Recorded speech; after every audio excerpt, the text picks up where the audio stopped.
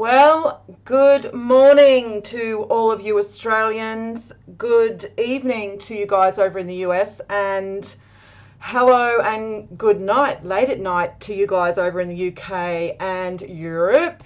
Welcome to another Thy Always Seek Q&A live stream. And today we are going to be discussing the Nephilim, the evil, scary Nephilim that everybody loves to theorize about and make up lots of stories about.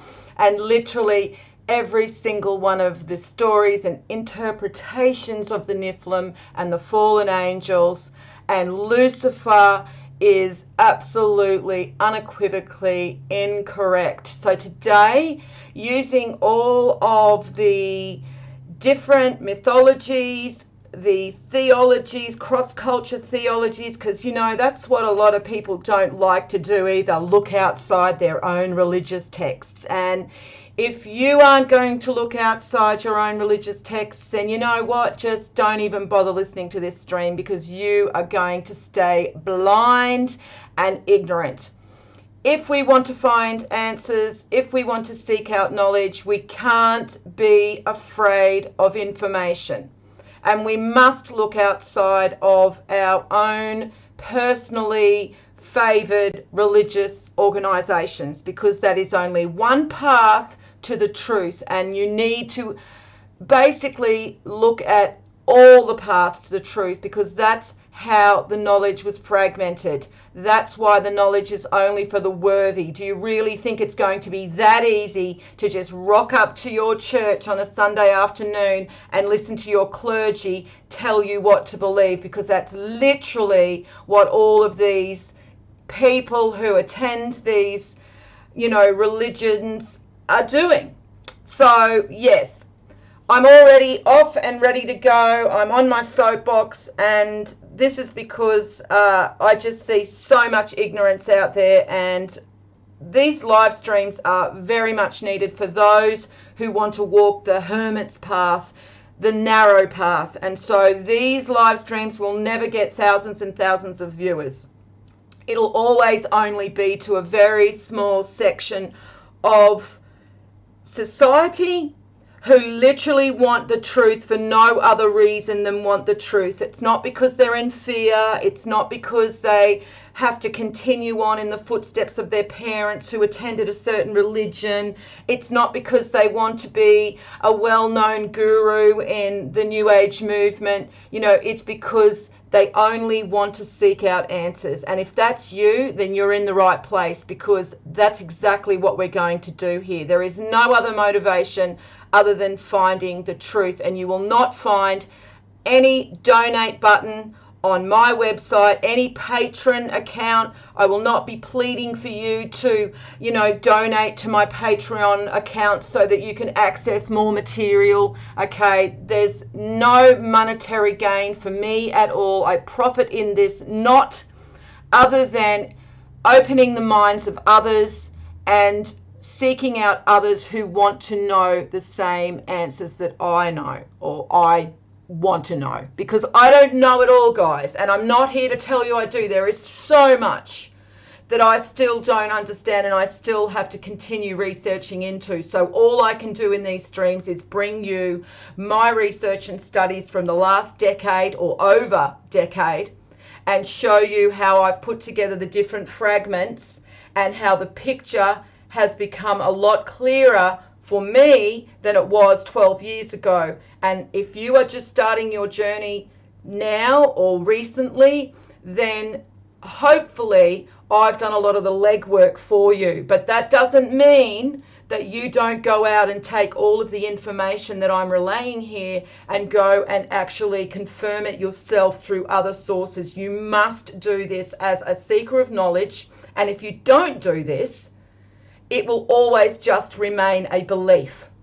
Okay, just another belief that sounds interesting that you cherry pick from. And if that's how you operate, as just someone who goes from channel to channel listening to parts of, what people tell you regarding this knowledge or theology or mythology, and then you actually don't accept other parts because you don't like that, it doesn't fit within your belief system, then again, really useless for you to listen to this. I mean, you're welcome to listen to it, but it's not going to be helpful for your soul and for your spiritual journey at this time. And I have had, you know, a lot of people start following my stream, and then when I start talking about Christianity or Jesus, they get triggered because they've had negative experiences with religion and they can't separate their experiences with modern priests and modern religion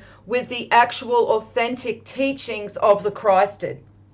And so again, if that is who you are and your mind is not open to all information because it somehow triggers you, then you need to either do the work, do more work on yourself, or you need to go find your information from someone who only tells you in a way that you like to, you know, accept that information. So there we go. What an intro, hey? I think it's going to be a good show today, guys. I really do. Or a good live stream, because I hate to think that it's just a show.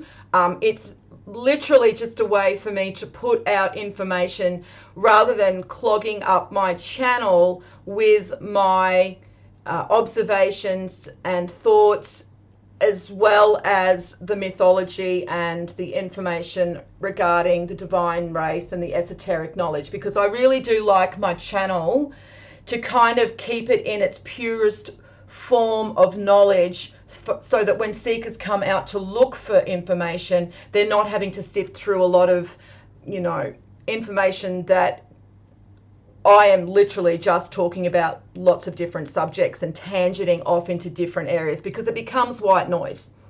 And that is literally why we limit the chats in the live streams. It's not censorship, okay? At no time do we censor anybody. What we do is we filter through opinion, and if it's not aligned to the teachings, then we don't really want, a continued stream of chatter that is literally working against those who are seeking out knowledge, especially people who are just starting to look for information now.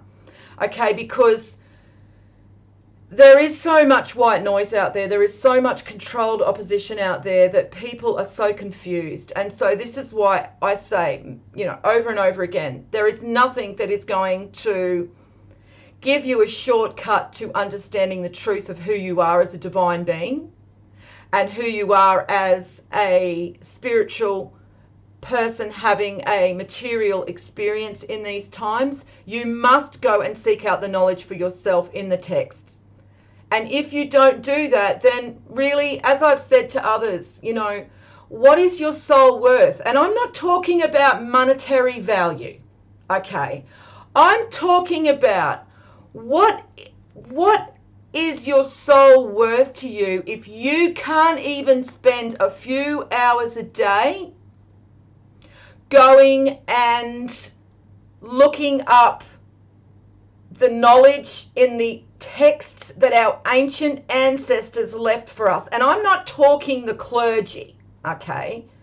I'm talking the philosophers and the scriptures in their purest form, the mythologies, the legends, okay? If you don't go and seek these out for yourself and become your own researcher and your own philosopher, then you have literally put your souls in the hands of others who do not have anything beneficial in mind for your journey at this time. Because I can tell you now, you will not find one Christian channel on YouTube who doesn't have a donate button. You will not find one church who claims to be Christian who doesn't pass around the bowl at the end of the clergy's sermon. Okay? Show me all of these New Age gurus who write books who do streams who don't have a donate button or a Patreon account at the bottom of their video. So again, I'm going to remind you where the scriptures tell you to test the spirits of those who you are seeking information from or you are gaining information from. Test their spirits. Does anybody think that Jesus had a donate button? Is there one verse where Jesus actually tells anybody to donate to him or to give him monetary support in exchange for him relaying the divine truths? No, there isn't. So again, people, it's up to you. These are dark times. These are confusing times, and the Antichrists have made these times especially confusing with lots of controlled opposition. And so if you don't become a diligent student of the teachings, if you just want to bounce from stream to stream and chat with others and discuss your beliefs and your opinions, then this is not the stream for you. Okay, I would rather have 10 diligent students of this knowledge listening in on my stream than 1,000 who are just nattering away amongst each other, you know, basically just exchanging empty opinion. And unfortunately, that is really what most people have these days, is empty opinion. I have so many people who descend on my videos and they tell me, you know, how wrong I am and how, you know, it's not what I'm saying, it's actually this. And they talk about reptilians and they talk about star seeds and they talk about aliens and they talk about all of this type of information. And do you know what? I don't think I've ever clicked on one of their channels and found any research at all. So I actually find it pretty disrespectful. I don't know about you guys, but I've literally put 12 years of my effing life into this channel, into providing knowledge for people at no cost whatsoever. I have not profited in 1 cent. And I have people who are so disrespectful that they don't even actually go and look at any of my other videos. In fact, there are people that watch these streams that have literally not even gone to my channel and looked at any of my last 10 years of research and yet form an opinion about who I am and the knowledge that I possess. And I don't think there's anything more disrespectful than that. And a lot of these people who act in such a disrespectful way to somebody else and don't even actually go and look into their research so they can make a formed assessment of who I am and the knowledge that I possess. A lot of them are New Agers. New Agers who claim to be, you know, spiritually superior to most of us. So, including me. So how is that being spiritually superior when you actually don't even bother to go and look into the research of... I mean, I've done more research than most people do for a thesis at a university. Literally 12 years of solid research. I mean, I can tell you, and I can swear this on the lives of my children, that for the first probably 5 years, this was full time for me. Every effing day I got up and I studied and looked into this knowledge until the sun went down. Okay, my life existed to find this information for others. So I don't know. I'm sorry, but I just find it so disrespectful when people want to descend on my channel and on my live stream and assume they know who I am, okay, and make these conclusions based on what they think I am because of one live stream they've listened to or one video they watch, and they haven't even bothered to go and look at my work, my hundreds and hundreds and hundreds of hours of study that I have done and released and uploaded for free on YouTube. So if that's you, if you're listening into this stream and at the end of this stream or in this chat you want to start giving your opinion and you haven't actually gone and had a look at any of the information, I mean, anybody who assumes I'm a Christian, that just tells me straight off the bat, you have no idea who I am at all. And you have not even bothered to go and look at one of my videos. So just putting that out there, saving people the trouble of being blocked and removed from the stream, because yes, we will remove you. Good morning, Anna. Anna is one of the moderators. She's one of the students of the teachings that has been studying this knowledge for many, many, many, many years. And Anna and the other students who are moderators and who have all been studying this knowledge for nearly, if not as long as me, but many, many, many years, we will not tolerate just chatter and white noise and opinion. And, if anybody has a disagreement with something that I have said or relayed, you are free to go and make a video, tag me, and I will address it.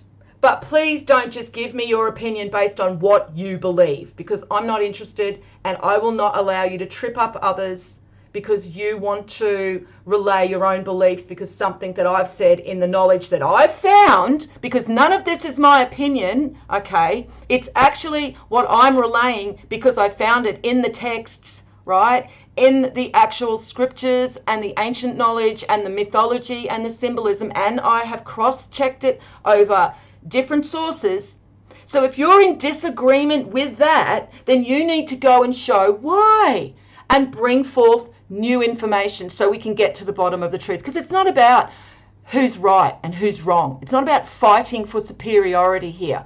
It's about discovering the truth. And if you are a true truth seeker, then that's what you're here to do. You're not here to try and better anybody. Just like I'm not here to try and better anybody. I speak with authority on this subject because I've done the work. I've done this for 12 years. And I don't speak on authority about anything I don't understand. Unless I understand it fully, you will not see me speaking about it. Okay, and I will let you know, well, I'm no expert in this area, but this is what I think is happening. And this is with astrophysics.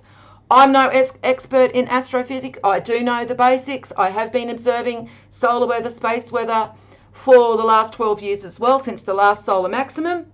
But I'm not an expert, and I'm not going to claim to be. And this is going to be relevant in some of the information that I'm going to put forth in the coming days. And if you're interested in knowing what I'm talking about, I have uploaded a video in the last few days about what I'm talking about here. But anyway, let's move on, because we've got a few things to talk about, guys. So hello, everybody. Hello, Judith, Paxley, Rochelle, Diango, Alandria, Chell, Saturnian Sun. Oh, you've joined us again. Okay, well, it's good to see. Okay, we are a welcome, forum for everybody who is seeking the truth. So great to see you back again. Cara, Owen, Tim, hello, how are you? And Cro-Magnon, hello. So today, let's start off with a little bit of the events that have happened over the last week. We'll just go over a few of those. And then let's get stuck into who the Nephilim are, okay? Because the Nephilim are still here. Oh, shock horror. Quick, run, clutch your pearls, go and hide under a bed somewhere. The Nephilim are still among us today. And you'll understand what I mean when I actually start giving you the correct information about the Nephilim and Lucifer. But I have a sneaking suspicion that a lot of you guys already know where we're going with this. So let's begin. Let me just have a sip of my drink. Okay. Firstly, let's just touch again on what I basically was just saying before. I have seen some very unusual activity in the solar weather data. Okay, so I check SolarHam every day. I will put a link to SolarHam underneath this video, and I check the data daily. Actually, probably several times per day, especially now that we're in a solar maximum and the sun is a lot more active. Definitely been seeing a lot of changes on the sun. In fact, I saw this video of a sunspot that I have never seen a sunspot that looks like that before. And so I've posted that in the MeWe group, and I'm pretty sure you guys have never seen a sunspot like that either. Yet everyone's playing it down. You know, all of these space weather experts who have these really large channels are not really addressing all of these changes. So I find that quite interesting. So I've found this like pulse that happens every day in the data, and it is literally so in your face, it cannot be ignored. I mean, you don't even need to be someone who is really observant to see this pulse. I mean, it's there. Exact same time every day for the last 5 days. When I get off this stream, I think it will be around the time that the pulse has been happening. So we'll see if it happens again today. But for the last 5 days, okay, this pulse has been very, very, very apparent in the data at the same time every day. And this data measures the solar flux, the energy on the sun. Okay, and it's like that there's a drop in energy at the same time every day. And so I approached a large space weather channel, right? You know who I'm talking about. And I'll go into this in other streams. I'm not going to do it here. I'm not going to give it the time here because there are more important things that we should be looking at. But this space weather channel well, I will show you the reply that somebody got to mentioning that I had found this unusual activity in the data. And yeah, I wish I could say I was surprised, but I'm not. So I will bring that to you in the next couple of days, okay? And we will look into this further. But if anybody thinks that I am just going to ignore this and say nothing, then I think they've forgotten who the OASEEK actually is. Because you know what? I don't care that some channel has nearly, 500,000 or more subscribers.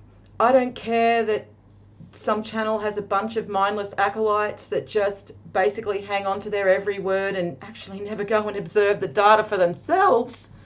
I want the truth. And so if that triggers some people, so be it. But we will get to the bottom of this unusual, anomalous activity on the sun. And really, the fact that nobody's talking about it, Dr. Tony Phillips from NASA, who runs the spaceweather.com site, literally said nothing either, then that pretty much says enough, doesn't it? So let's move on from that one. Right, moving right along to the train derailments. Well, they seem to be happening everywhere right now, don't they? Isn't that interesting that we're suddenly getting all of these train derailments? And I suppose people just think that that's, well, coincidental. But for those of us who understand who controls everything, it's not. And so we've actually seen a really bad train derailment over in Greece, and people are actually protesting about that because there is so much deceit and deception surrounding the event that has killed lots of people. So that was a pretty bad one over in Greece. And as of yesterday, there was another one over in Ohio. And yeah, exactly, Diego. Another one over in Ohio, and people in the area were told to shelter in place. Now, personally, I'm not telling people to go and do that. Let me be clear. I'm not telling people to go and do this. But if I lived near a train track and that company was literally moving dangerous, toxic, cancerous, carcinogenic chemicals through my town, I don't know how much longer that train track would exist. Again, not telling people to do anything, just basically, it's just a hypothetical situation. I don't live in a town that has a train track, but just myself, I don't know if this is going to stop anytime soon if people actually don't, insist that changes be made. So that's pretty sad for those people over there. By the way, guys, I have to be really careful about what I talk about on these streams, because I've gone back and had a look at a couple of my other videos, my other streams that are now videos. And YouTube has gone along and sectioned them off into different segments and named each of the segments in regards to what I was talking about at the time. So literally they have their algorithms, and I'm not going to call it AI because AI is a psyop, all right? AI, like we've been told in the movies, like we've been shown in the movies, like the computer is thinking for itself, the computer is conscious and making decisions, is bullshit. Okay? Segment that one off YouTube. Bullshit. Okay? AI is bullshit. Because it's just algorithms, guys. Everything that AI chat says, everything that AI ever does, every decision AI makes has been pre-programmed, okay, to respond in that way. When certain things happen over and over again, it's like predictive text in your phone, right? You know, when you're, texting and you're saying, or, you're using the same words over and over for a certain, subject, that will basically predict that you're going to use that. It's just because the algorithms have connected in a way with how you're using the device, okay? And when you are using the device in a certain way, the program is recognizing that. That's the level of AI. So YouTube has an algorithm, has a software program that is basically combing through all of the videos, probably more so the live streams as well, because they can't actually, censor that content until later on. And I mean, a lot of the videos is the same anyway, but they're combing through it all and they're looking for certain words. So the program has been basically given certain words. We know this anyway. We know that they do this, and they've done this for years and years, that there's certain words that if we use it basically triggers something, okay, and they know about it. All right. So yes, I have to be very careful in what I'm talking about, especially when it comes to earth changes. All right. Especially when it comes to, certain events that have happened over the last couple of years, because, they're very, very, very sensitive about that, and people get banned for speaking anything that's outside of the narrative. I'm pretty fine when it comes to the theology and esoteric knowledge. They're probably not too interested in that for now. I'm pretty sure that they're making a note of it, because as we know, this is literally what everything is really about, all of the esoteric spiritual knowledge that the Vatican has hoarded underneath their in their library, because they know what's coming. They know the events that we are approaching, because they have all the information and they have all the knowledge, and that's why they're acting out like psychopaths now, because they literally know that we are on a time frame, and they are literally on a time frame now, and they know that their time is almost up, and so they've got to play out certain cards, and that's what they're doing right now. So if anybody is thinking that they are going to get this information from the clergy, then good luck with that, since all of the religions have been co-opted. I wonder if any of these Christians wonder why their clergy aren't actually talking about Revelations. I mean, all they should be actually talking about right now in every single church on every single Sunday, and Saturday, because as we know, if you don't worship God on the right day, well, you're going to hell. Yeah, that's what they believe too. But anyway, every single clergy, all the priests, all the pastors, whatever you want to call them, okay, men of the cloth, should be talking about Revelations, because it's literally playing out right now. And so it hasn't already played out. Like, that's what they're telling people. Oh, it's already happened thousands of years ago. That's what the clergy say, to get away with the fact that we're not actually living in the end times of the great year. Yes, not the end of the world, guys, just the end of the world as you know it. Big difference. So anyway, let's move on, shall we? Right, so remember a couple of streams ago I was talking about the sudden here we go again with me and my words. Sudden stratospheric warming event. Remember that? Sudden stratospheric warming event. So what happens is the Earth over the top of the poles warms suddenly. They don't know why. It just literally starts heating up, super, super, super hot, right? Extreme temperatures. And what that does is it literally breaks apart the polar vortex that sits on the poles and keeps all the cold air up there, right? And it keeps it in this tight little area just on the poles. Well, once it starts heating, it breaks that, it fragments it up, and then it starts going to the lower altitudes. And that's why we're seeing these really striking differences with the temperatures, either hot temperature anomalies, which they then blame for, global warming. I've just triggered something in the algorithms. And then we have these anomalous cold events too that we're seeing right now over in the United States, because there are cold events happening in San Francisco and Southern California.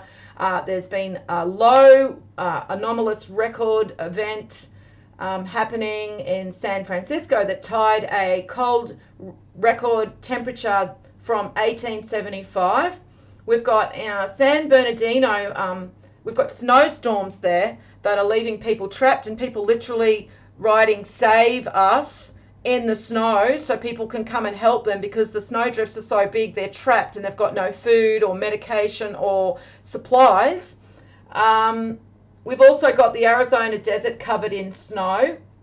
Now, I'm not saying that these events haven't happened before, guys, but what I'm saying is that they're happening more often, more frequently, and they're happening kind of closer together at smaller intervals. All right, so we used to get an anomalous cold event maybe happen once every few years, and so that's how they get away with it, because they go, oh, well, that happened back in 1875. Yeah, but that's probably the only cold event that happened back in 1875. Okay, just the certain weather conditions were conducive into dropping the temperature to a very low record temp. But this is happening over and over again all the time. And so that's the difference. And so what happens is, because we have a lot of these hot events too, these heat anomalies, these high temperatures, they can use that to average out the data and make it look however they want. I mean, the best way to basically create disinformation is to use averages. I mean, that is well known. You can see many science papers actually have done studies into that, on how inaccurate averages actually are, because it hides the real information. So yeah, we've got 10-foot snowdrifts in Hawaii. And for volcanic activity, the Machen volcano in Colombia is showing elevated activity, and the last eruption there was around 850 years ago. Does the tilt of the Earth affect this weather? Well, look, of course it does. I mean, that's how we get our seasons, okay? So that does have some effect on the weather, because otherwise we would never have a season. But the Earth is not changing its tilt for this to occur. What's happening is we are being electrically charged by changes in the sun that are actually originating from the galactic core. And so there's changes because as we know, when we study hermetics, and I'm sure Saturnian Sun, if you're listening in on this stream after, 3 weeks now, you've definitely gone and had a look at the 7 hermetic principles of the universe, surely. I mean, you are a seeker of knowledge, so I couldn't imagine that you wouldn't be familiarizing yourself with the most ancient science of humanity. And that tells us that everything is connected, okay? Law of correspondence. And so changes in the galactic core, which they know have been happening. There is actually measured change. Particles are actually originating from the galactic core. They're calling it galactic dust. And it's actually changing the behaviors of all of the planets as well as the sun. Now, I've actually been doing a lot of research into, or had previously done a lot of research into astrophysics. It's literally where I first started when I did create my YouTube channel, because that was where my questioning first began, was why we're seeing so many of these unusual changes that were unprecedented.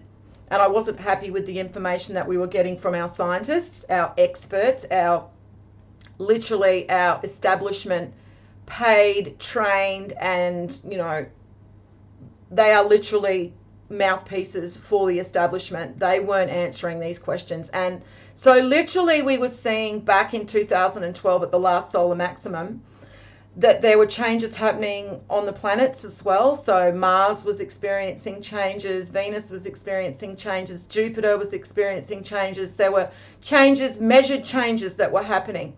And so we can also see these changes, of course, in our star, you know, because that is the driver of energy in our solar system. And so changes were happening with our star, and changes, of course, are happening on our planet, and in regards to our planet being electrically charged and our magnetosphere weakening. And because our magnetosphere is weakening, then this energy is literally producing a lot more effects, and not only on our upper atmospheric layer where we see the ionization when we first get a solar flare. So when we first get a solar flare, say an X flare, you can really see this actually occur with an X flare.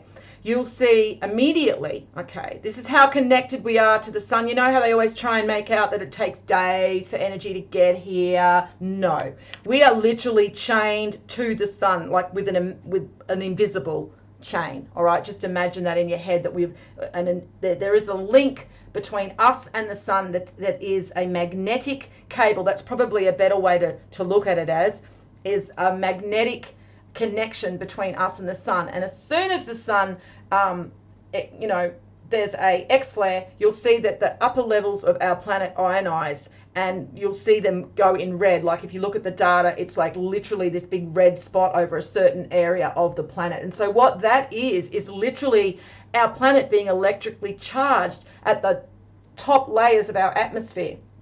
And again, if we look at the you know, the laws of correspondence, we know that that's going to play out in our weather systems, because we know that, you know, this creates weather.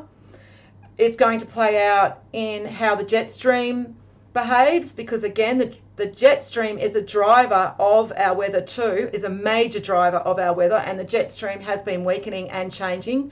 There are huge changes happening in our jet stream. It's quite apparent in the data. And of course, you know, even with us guys, we see, you know, oh, hi Ronnie, good to see you, mate. We see in ourselves changes happening, and this can relate to us not only on a spiritual level, but also on a conscious level, because remember, as we were talking about in previous streams, that we are actually consciously we're raising consciously, and the problem is that we've not gone down the right path with our conscious, you know, elevation, our as we're raising consciously, because we're moving into a new cycle and we're being prepared for that. We've actually taken the route to technology and materialism, and this is where we are now. So instead of actually taking the correct path and elevating ourselves spiritually and consciously as, you know, a human species, can you imagine how great we would be if we were actually applying all of this superior intellect that we now have as compared to 150 years ago to, you know, pursuits of a spiritual and enlightened behavior. I mean, if we were spiritually enlightened, and I mean, you could just imagine the greatness that we would see right now, but we're in control of the Antichrist. Everybody is brainwashed. Hi Lisa, good to see you. yeah, and so we're just so we can't talk to anybody Tower of Babel, guys. I mean, sometimes symbolism, there's no better way of explaining something. Tower of Babel.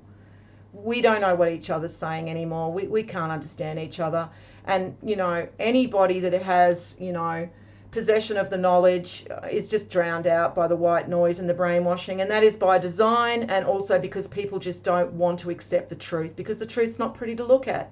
That you are accountable. That's why so many people love Buddhism, okay, and the New Age, because there's no accountability in that modern belief system, because the way Buddhism is actually taught now is a modern teaching. It's just like Christianity. It no longer resembles ancient Christianity, original authentic Christianity, and that's the same with Buddhism. It no longer resembles the original authentic Buddhism either. It's just been co-opted and it's been used as a weapon against your soul. So this is why you need to educate yourself with all of the ancient texts and go back to the original texts, how they were taught, and accept the information as it is. I mean, and this is why Christians love modern Christianity, because they literally believe all you have to do is believe in Jesus Christ. They don't even know who Jesus Christ is, by the way. They have no clue, right? They all think he's God the Father and he's still up in the clouds, when literally Jesus Christ is amongst us now. The divine man is amongst us now. And Jesus Christ is just a symbol anyway. That's not his name. That's just a symbol that denotes he is the firstborn divine son of God the Father. And I have said this in other streams too. There are many different names for Jesus Christ, Lucifer being one of them. Oh yes, that's going to trigger a few Christians out there. But let me show you the truth of who Jesus Christ is, where he literally tells you he is Lucifer. So, all right, let's get on to it, hey? We've done enough chattering about all of the bullshit around the world right now. So let's move on to the Nephilim and who they were. Let me just have another sip before we delve into this. Okay, now I just ask that as we go along, guys, any questions, can we just save them for the last half an hour, okay? And that way then I can just go back, scroll through, and I don't have to scroll right back through to the beginning of the chat. Not that it's like huge, but it just makes it a little bit easier if we just save all of our questions. So write them down so you don't forget them, okay? And at the end of the stream, if there's something that I haven't explained enough or you want more information, I can, direct you to where you can go and source that information, or I can maybe explain it in a little bit more clarity for you. So to start with, the Nephilim, have you guys worked out who the Nephilim are? Do I need to tell you? Because I'm pretty sure that most of you have realized that the Nephilim, aka the fallen angels, are symbolizing the fall of divine man.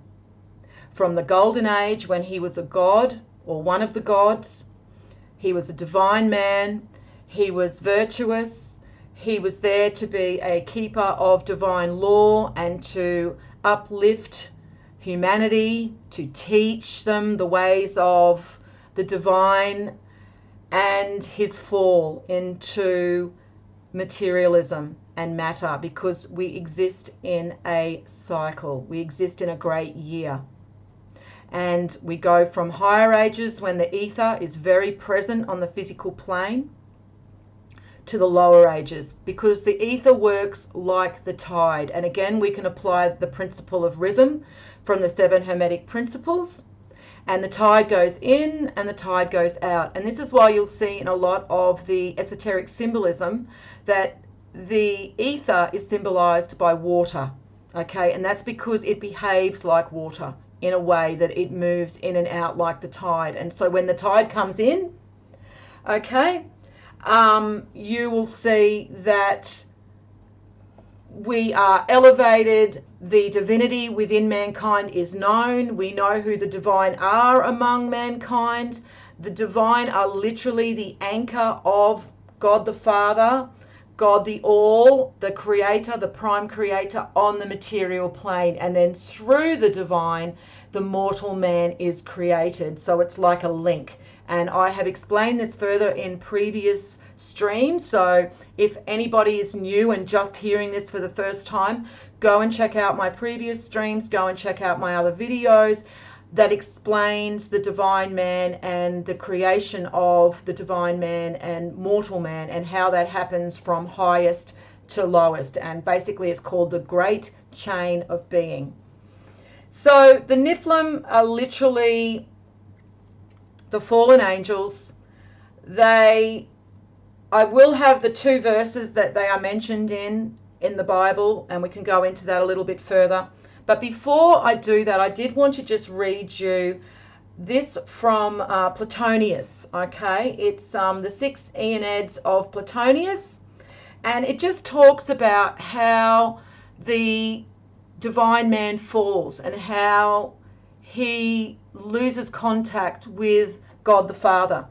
So it starts, what can it be that has brought the souls to forget the Father, God?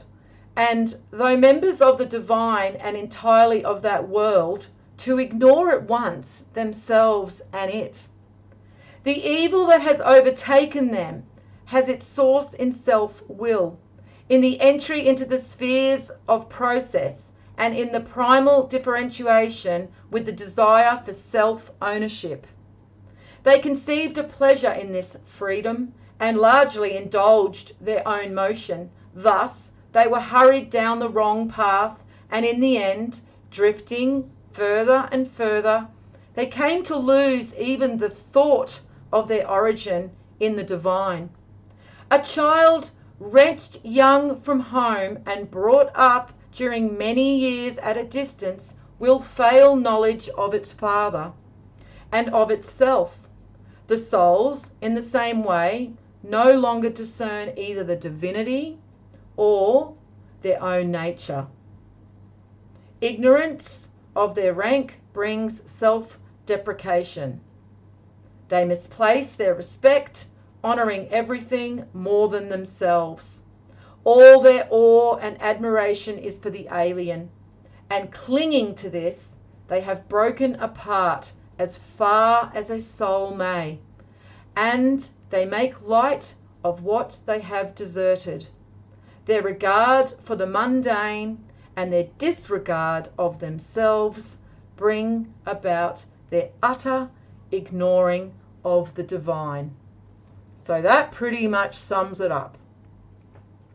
Basically, they knew that they had a responsibility in the golden age. And so think of the older child, okay? If you were to think about the eldest, if you're the eldest in the family, okay, I'm the eldest in my family. So think of that responsibility that you have for your younger siblings, okay? Your parents just automatically, expect that you are going to have some responsibility to keep your younger siblings safe and in line. So translate that to the divine and their responsibility over mortal man, who they see as their children, okay? So that responsibility basically relates to them having to follow these divine laws, and they're not really being a sense of freedom for themselves to act out in how they want, to be irresponsible, okay? And so when they start moving down the cycle and the ether starts receding and they become more human-like and they begin to forget their divine nature and their divinity and their origins, they have a very strong urge to be irresponsible, to basically throw off the shackles and act out in an irresponsible manner. And I find it interesting because I see this in the Amish community, and I think that this is actually a fractal of the teachings of now we know that the higher level clergy, they have definitely got possession of the truth, and it would be the same in a lot of these different sects, especially just like the Amish, because they fragmented from society because they believed, they knew what was coming, and so they thought that their salvation lay in separating themselves from the modern world, And so I find it interesting that the Amish, when they turn a certain age, they're allowed to go out in the world for a year and have freedom and do whatever they want. You know, drink, get drunk, have sex, whatever it is, they can go do it for 1 year. And then they have to come back into the fold. And so this was really interesting because it almost mirrors the situation or the experience of the divine race, the divine man and woman, because this is exactly pretty much what happens. You know, they're kind of just given free rein, you know, for a limited amount of time, and they are given free rein to act out irresponsibly, to indulge in all of their vices, and literally they go and do that. But then there comes a time when the father must chastise the child. And this is coming too, and you see this repeated in a lot of the different texts and mythologies in regards to the fall of man. And you see this with a lot of the Greek mythology, and I'll mention a few. But I haven't actually got every single myth that talks about the fall of the divine, or every single verse from all of the different scriptures, because I purposely don't do that so that it encourages you guys to go out and seek further information and go and study more. And secondly, because there's just so much of it that you just won't fit it into 2 hours or 2.5 hours, you know, of a stream. So basically, I'll go over some of the main mythologies and the main theology of the different religions showing the fall of the divine man, and then you guys can go out and seek further information looking into the mythologies. And what I suggest you do is to look at the mythology. Now, especially the Greek mythology, there's often different versions. Now, remember, they burned the Library of Alexandria to the ground. Okay, so some of the fragments of the Greek mythologies were kept, but then they poisoned the well. So that's why there's several different versions of the same myth, okay, because they sought to confuse us. But once you understand the main theme of what we're seeing here that is repeated over and over again, and that is basically the creation of divine man, the creation of the divine man, beginning with the firstborn divine man, and then the demigod, which is why you've got Jesus, who can literally mean large Jesus, who is the firstborn creation, but he can also be known as David. He can also be known as Adam. So there are other words for the firstborn divine man in the scriptures. The church, the corrupted church clergy, the Catholic Church, have sought to go and use Jesus though and personify him and make him a hero, okay? And that's why there's so many other parts of the Bible that don't make sense, and then Christians just ignore those parts because they literally don't make sense, okay? Because you know, in one instance, Jesus's father is Joseph, and then in the other instance, it's David. So, you know, this is because they have sought to confuse the congregation. So Jesus is the firstborn demigod as well as the firstborn Son of God, because both instances he is the firstborn. Okay, so if you look at him as the firstborn creation from God, the creator, God, the prime creator, you will see that he is the firstborn man with the highest degree of divinity within humanity. But then you'll also see the firstborn demigod is the firstborn demigod within all of humanity. And within all of the demigods, he holds the divinity to the highest degree as well. So you can see how symbols can actually be used to symbolize other areas of the operation, okay, of the divine operation, how it operates on the physical plane. So it will confuse those who are not true seekers, but once you start understanding the basic operations of the divine on the material plane, you'll start to be able to identify that in the mythologies. And there will still be parts that may seem a little ambiguous or not really clear, but sometimes that is just white noise that they have used to cover up the truth, because that's the whole thing.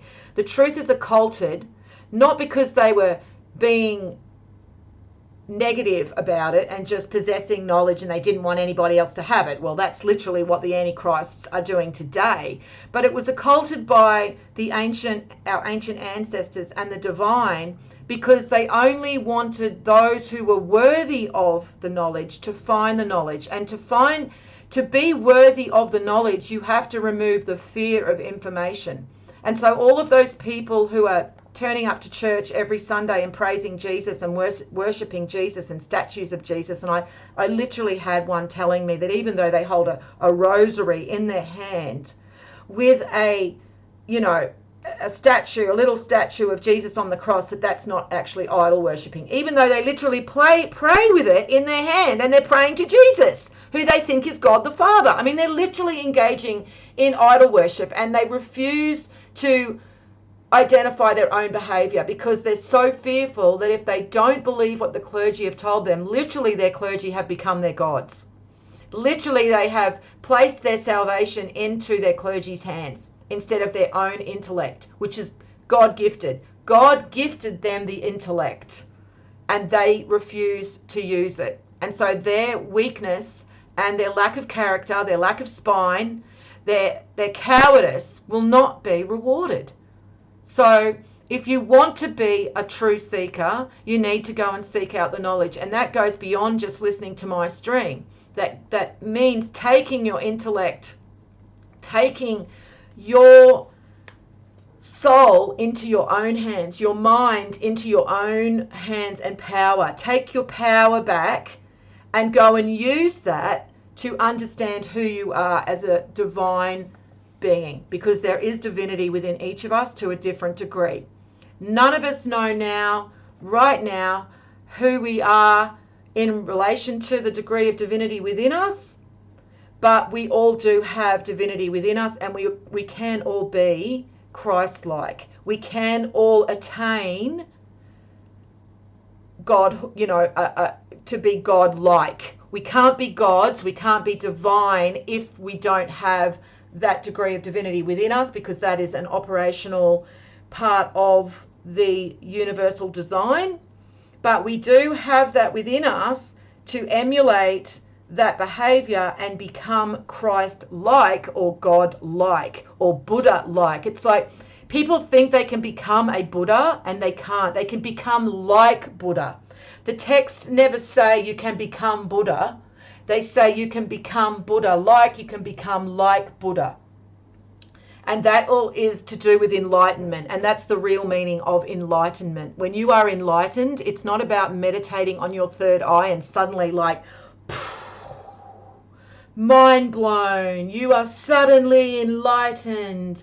All knowledge of the universe comes pouring into your head, and you now possess, every single answer to every single question. I mean, this is how the New Age, and, to tell you the truth, we all kind of believed this a little bit back in 2012. Some believed it more than others, but there was this element of, okay, you do this, specific exercise, this,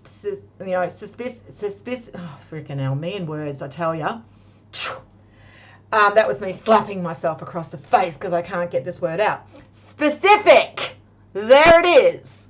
Yeah, I mean, we thought we could do these different things and that may help us to attain this knowledge, right? But that's not how it works. It's about educating yourself with true divine knowledge so you understand who you are. This is what gnosis is. Gnosis is understanding your divinity, and the only way you will understand your divinity, good night Anna, thank you for joining us. The only way you will understand your divinity is to educate yourself about who you really are, and the only way you will educate yourself about who you really are is to go and seek out knowledge. And the only way you can seek out knowledge is to go back to the purest form of the texts. I've said this before, I'll say it again, because there's just nothing else that can replace you going and studying the text. There's no shortcuts. You can't do LSD trips. You can't do mushy trips. You can't smoke marijuana. You just can't find that knowledge by just enacting in these certain behaviors, okay?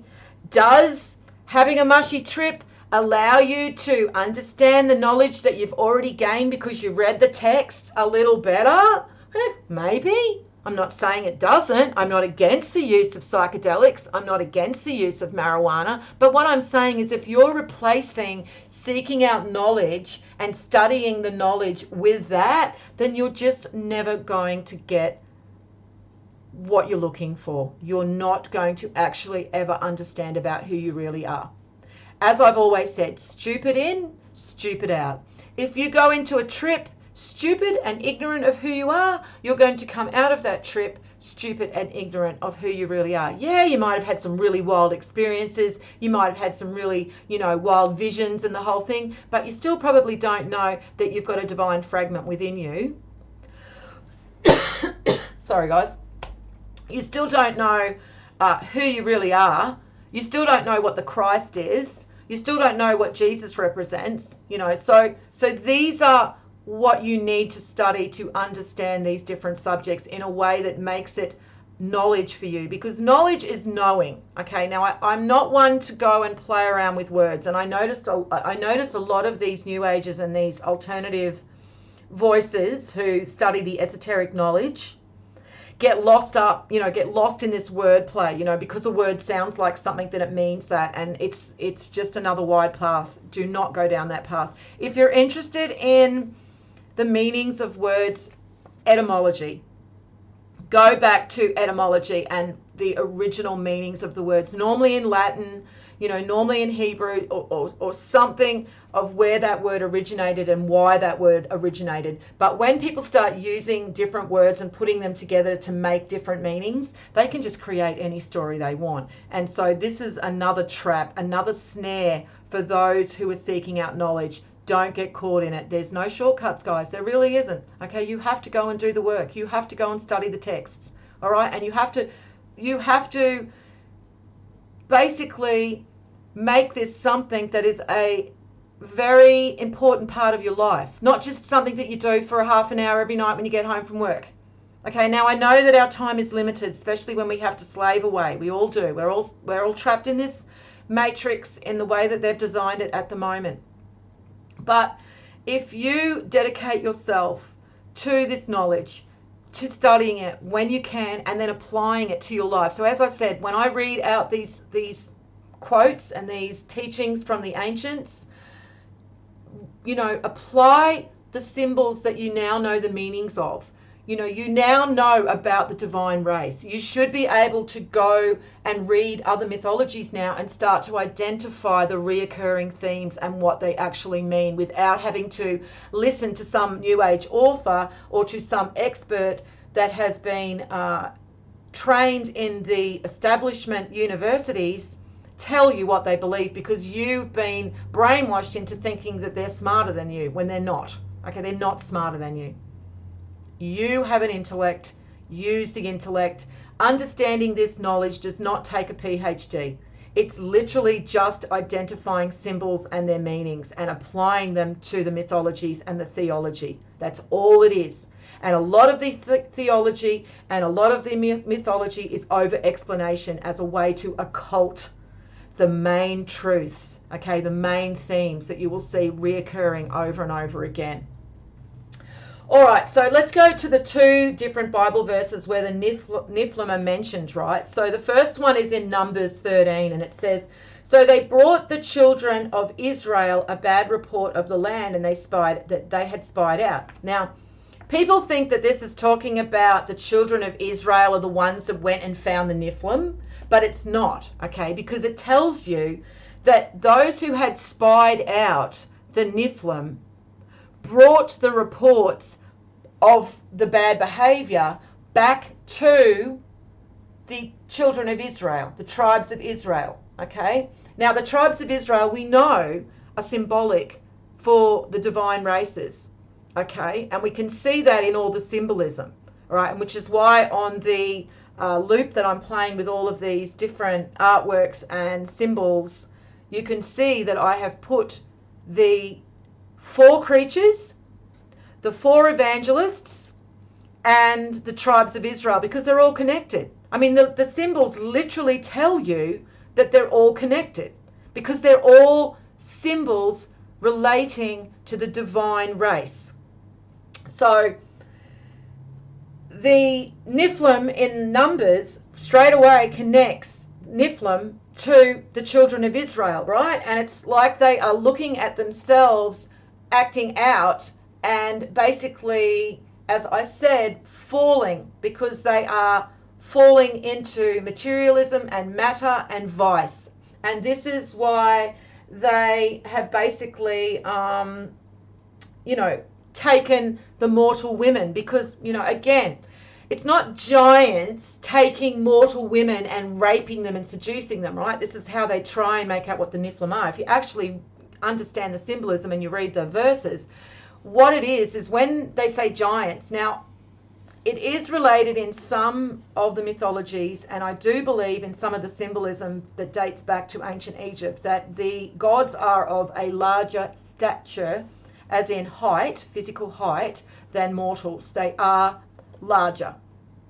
And so you will be able to identify the gods amongst mankind, because they are literally very, very large when it comes to the physical difference between a mortal man and a divine man. But they're also talking in stature. Now, if you go and look at the definition of stature, it also means stature as in their position in society, or their position in a, determining their position. And so we can apply that with the divine man, because his position within humanity, his stature is of a higher level, because he is directly connected to God the Father. So that's what this means too. So now when the divine man starts moving further down into matter as the ages progress, and we move down into the Bronze Age, say, where the illumination is pretty much completely extinguished, and there's really no differences to be seen between the divine man and the mortal man. Well, of course, the divine man is going to find romantic connections with mortal females and have offspring with mortal females, because, well, for the most part, they're ignorant of each other. They're ignorant of themselves, they're ignorant of their responsibilities, and they're just living their life like the mortals live their lives. For all intents and purposes, they believe themselves to be mortals. So it's not something done in this aggressive, negative way. Am I saying that all of the divine race would be virtuous as we move down the cycle and the ages of the years and we progress? Perhaps there are events where they literally do not act out in a virtuous way, and perhaps they do abuse their authority and their power. I am not saying that that may not be the case, but for the most part, they are just as ignorant as everybody else when they move through the lower cycle, the lower ages of the cycle. And this will play out in their connections with mortal females, and then they will actually have offspring with mortal females. I'm sure that they are, there are many affections and great affection between the divine man and some mortal females. However, divine man and female are created as a whole, created as one. I speak of this in the other streams. There are many videos on my channels regarding the creation of the divine male and the divine female. So there literally will never be a bond as strong as the divine male and the divine female as that between each other, and especially in the higher ages. This happens with the mortals as well, because every soul is born as a half of another soul. So whether we're divine or whether we're mortal, it doesn't really matter. We are born with another half to our soul. And so we will never have a stronger connection with anybody else other than the other half of our soul. Whether we identify that in the situation that we play out in our destiny, because we all have our destined paths, and our paths will cross at certain times within our experience on the material plane in all of the different incarnations. Whether we identify our other half as we are in the lower ages, maybe not. Maybe we do. Maybe the lucky ones do. And they would be in the very few, I would say. So this is how it actually operates on the material plane. So there is someone literally made just for you. Okay, God, the Creator, created the other half of who you are. Whether you are going to identify that person, whether that person is going to identify who you are, we don't know. It's all part of our destinies. It's all part of our fate. So really, we just have to understand that we are in the lower ages, and right now nobody knows who anybody is. We're all just in the dark trying to feel our way around, and a lot of us aren't doing a very good job of it. But we're not perfect. None of us are perfect, and God the Father never required us, and I say God the Father, so don't get triggered if anybody's thinking that I'm trying to just make God a male and the whole thing. I personally like to see God as a father. That's my own personal view, the way I like it, the way it feels comfortable for me. If you want to see God as a woman, then that's okay too, because God is androgynous, both. Okay, so if that's what feels good for you and you want to call God a female, then that's up to you. You can say she, the whole thing. But to me, when I say God the Father or the Prime Creator, or that's what I'm meaning. I mean that I know that God is androgynous, but I'm just acknowledging the fatherly side of God, perhaps. And here's a personal, revelation. My father and my mother divorced when I was young, and my father was never very present in my life. So perhaps that's just a personal, something I prefer, because I've not had that fatherly influence in my life. And so I like to see it in God the Father. But again, don't get triggered when I say God the Father. It's just, I personally like to see God in the fatherly figure. I feel that that's most comfortable to me. Right, so we can see that in number 13, that's pretty much what that means, okay? That they're talking about that the Nephilim, the fallen angels, the divine man, he is now in his vice, and he is acting out in his vice, okay? And he is beginning to forego and neglect his responsibilities to God the Father, or the Prime Creator. Then the other time we see it is in Genesis, so the creation, okay, the literal scriptures, the verses that relate to creation. It says, when man began to multiply on the face of the land, the daughters were born to them. Sons of God saw that the daughters of man were attractive, and they took their wives as they chose. And then the Lord said, my spirit shall not abide in a man forever, for he is flesh. His days shall be 120 years. The Nephilim were on the earth in those days, and also afterward, when the sons of God came into the door. So they're saying afterward, okay? They're saying afterward that so even though it says at the beginning, when the daughters of man were attractive and they took them as their wives, any they chose, and then they said, my spirit shall not abide in man forever, right? So it is saying back there that when man began to multiply on the face of the land, and the daughters were born to them. So this is again talking about after the creation, as we're going down into the cycle, and say the Silver Age, okay, where gods are still have some illumination to them. We still know who the gods are, and perhaps they are wanting to act out irresponsibly, and they want to basically experience relationships with mortal women. Then that could be what we are seeing in that verse. It's not saying that they were doing something negative to them.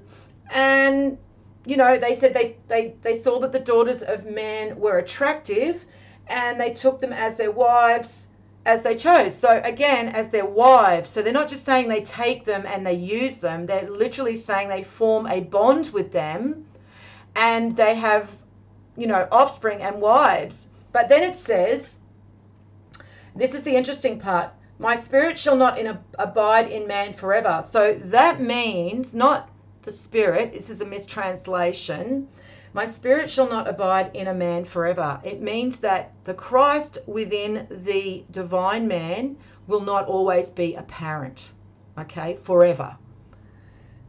For he is flesh, his days shall be 120 years. So forget all the years when they tell you years in the Bible and in the scriptures, okay? Just forget them altogether, all right? They are just symbolism and they're not meant to be taken literally.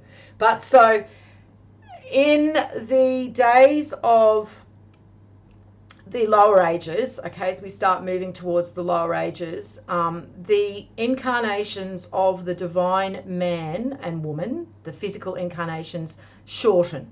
So they live for a lot longer within a physical incarnation when the ether is present, because of course that translates to their physical body. But then as we start moving down the cycle, their incarnations, their lifespan shortens. And that's what this is literally saying, that as the light, as the spirit within man is not abiding in him as it was before, his days are shortening, okay? Because at the beginning it tells you that they live for 600 years. You know, there's some of them when you see, you know, when they talk about all the genealogy of all the different sons of gods and sons of Israel and sons of Noah and all of that, and sons of Abraham, you know, they're 400 years, 600 years, whatever. So it's telling you that it's shortened, okay? The Nephilim were on earth in those days and also afterward, when the sons of God came into the daughters of man and bore children to them. Again, saying that they just probably did not know at the time, or maybe they did know and they weren't responsible with their, you know, their power and their elevated status, and they were irresponsible.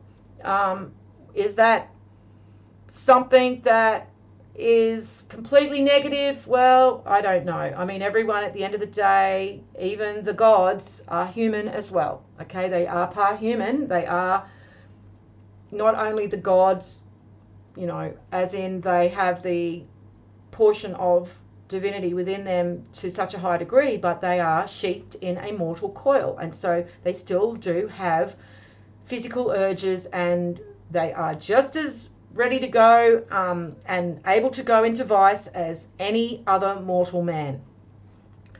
And said, the Lord saw that wickedness of man was great in the earth, and that every intention of his thoughts of his heart was to only evil continually. So again, when we get into the lower ages, like the really lower ages like we are now, then divine man is completely ignorant of who he is.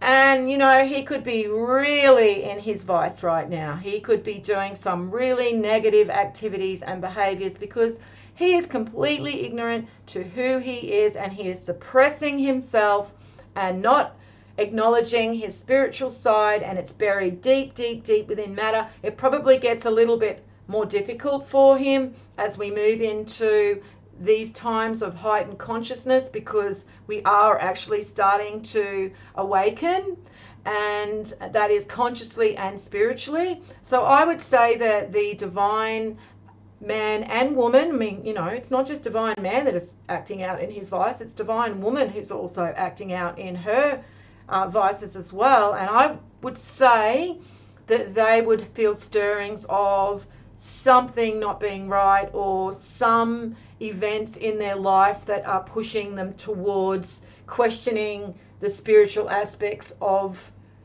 humanity and who they are, you know, more than perhaps a mortal who really has a very, very small degree of divinity within them, who are easily just pushed along with the Antichrist's agenda. They just go along with it all. They don't ask questions. They just line up for their, you know what, to get put in their arm. They wear their masks. They, you know, they stay home when they're told to stay home. They do everything that they're told to do, and they don't even question. Okay, they just think, if I do what I'm told to do, I'm safe. And really, they're just partaking in evil, because that's pretty much what it comes down to. All right, so the etymology of the Nephilim, this is from Aquilia Aquila of Sinope, 130 AD, and he translated the Hebrew Bible into Greek. And so he translated Nephilim to mean the fallen ones. Okay, they're not reptilians. They don't come from outer space. They're not demons. They're not coming to enslave humanity. They're not these mythical creatures that are going to descend upon humanity and rape women. All of these different stories that are pushed on the public are literally just disinformation to keep people ignorant of the truth behind who the fallen angels really are.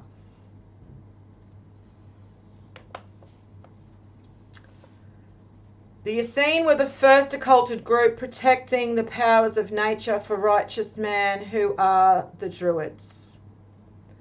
Well, the Druids are the divine race, and the Essene are the divine race, and they just fragmented. So they weren't the first, they were just one of many. There are no firsts that were one group unless you're talking about the complete divine race as a group together. But the divine race, if you understand how the divine race manifests on the physical plane, you know that they are literally all the four races, okay, and all different cultures. So to say that just one culture is superior to another culture when it comes to the occulted knowledge is just not accurate.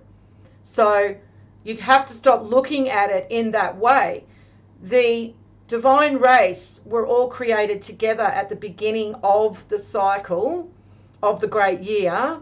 They will all literally be seeded, originate in the very first, very one geographical location with the 144,000 mortals that pass judgment.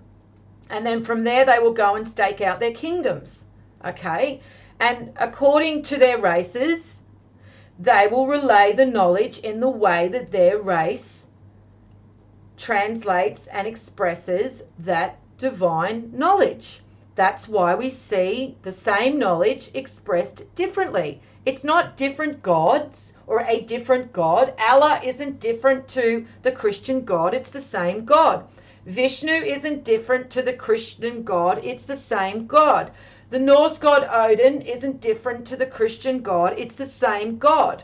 Okay? Until people understand this, you will not understand how the divine operates on the physical plane, on the material plane. Same knowledge. All comes from the same source. There is one God of all humanity. Okay, and he is not the Christian God. He is the God of every single race and every single people. And all that happens is all the different races, okay, and their subsequent religions like Islam and Hindu and Judaism and whatever it is, express the divine revelation, the divine knowledge in their own way. And when we are in the lower ages like the Iron Age and we're very ignorant and we're very prejudiced against everyone else and we're very arrogant and in our hubris, we don't want to acknowledge that the other races are also part of our own race when it comes, and our own religion when it comes to spirituality. We want to divide it. We want to say, no, the Muslim is not the same as us. The Muslim is a terrorist and he's different and I don't want to talk to him and I don't want to look at his book. And this bullshit that Muhammad had a 9-year-old wife, nowhere in the Quran does it say that Muhammad had a 9-year-old wife. Nowhere. So if people are getting caught up in this whole, well, they were the first and they were the ones that had it. Yeah, go back to the beginning, start again, okay? Remove all your prejudices, remove all your beliefs that you have right now at the moment and start from the beginning. You remember, if you look to the tarot, okay, and you look at the tarot symbolism, don't look at the tarot for it being some type of fortune telling tool, which was how it was occulted and how it was hidden. Okay, it's not that. Anyone that tries to tell fortunes through the tarot is a fool and has completely misunderstood and is misinterpreting what the tarot is. The tarot is symbolism for no other purpose, for no other reason, symbolism. And go and have a look at the zero card. What is it? It's the Fool. And what's the Fool doing? He's looking up. He's looking up as he's going towards the cliff. Okay, because he has complete faith in the divine revelation that he is going to basically unveil. Okay, he is going to seek. And that is all he wants to look at, just that, not anything else, not the material world. He's not looking down at the material. And here's the Fool, because he has stripped himself of all prejudices. He is like a child again. He's like a child that is just beginning to look at everything with new eyes. You know, like little children, they go out and they look at the world and they're like so amazed by everything. I love kids so much. I just love little kids because they're so innocent. They're so pure. I could just sit back and watch them all day because they just, they'll go outside and they'll just see the most simple little thing and it will amaze them. You know, they will sit there for hours just looking at, these most simplistic things and get so much joy from them because they are so new to them. They're experiencing these things for the first time. And that's what you need to be. You need to go back and be the child again. Remove yourself of all of those preconceived beliefs that you've been taught since you've been a little kid at school and brainwashed. We've all been brainwashed for very, very, very long time. Many years. So you need to go back and remove all that and start again. And start to see the truth as it is. Let the truth unfold for you as it is written in all of the different theologies, in all of the different texts. And nobody knows much about the Druids. Just like nobody knows much about the Teutha De Danann. And I will be bringing more information about the Teutha De Danann in relation to the coronation of King Charles. And again, confirming to you that they have the knowledge and that they hate, despise the divine man. But nobody knows who the Druids are. Okay, so anything you're reading about the Druids, it's hearsay. It's literally opinion. Okay, there's nobody knows who they are. There's just scattered fragments of the Druids, literally just spoken about in other texts. But as the Druids, as a race, as a people, no, you're not going to find one thing. And if you're looking into Wiccan, if you're looking into paganism, then you're down the wide path. You may as well be a Christian. Okay, may as well be a modern Christian because you're heading down the same path as them. May as well be a Buddhist, modern Buddhist. You're heading down the same path because Wicca is just modern bullshit. Gobbledygook, bullshit. They've taken fragments of the ancient teachings, the Celtic teachings, and they've literally just made shit up about it. Okay, made shit up because there's no such thing as magical spells, all right, and all of that bullshit, all right, doesn't work that way. You can't just go and, put together a whole heap of different ingredients and control other people. It just doesn't work that way. Can you go call on the help of demons? Perhaps. Not saying that isn't a possibility. Knowing how the ethereal plane works and how people can attract these types of entities to them if they're in a dark enough place. But as for, the whole Wicca movement, yeah, total bullshit. And I can tell you as someone who speaks on authority from that because I literally was sucked into that for about a year. And again, as someone who researches and uses critical thinking and pulls apart all of the flaws I can find in everything, it just didn't add up. Just like modern Buddhism doesn't add up. Just like modern Christianity doesn't add up. You know what adds up?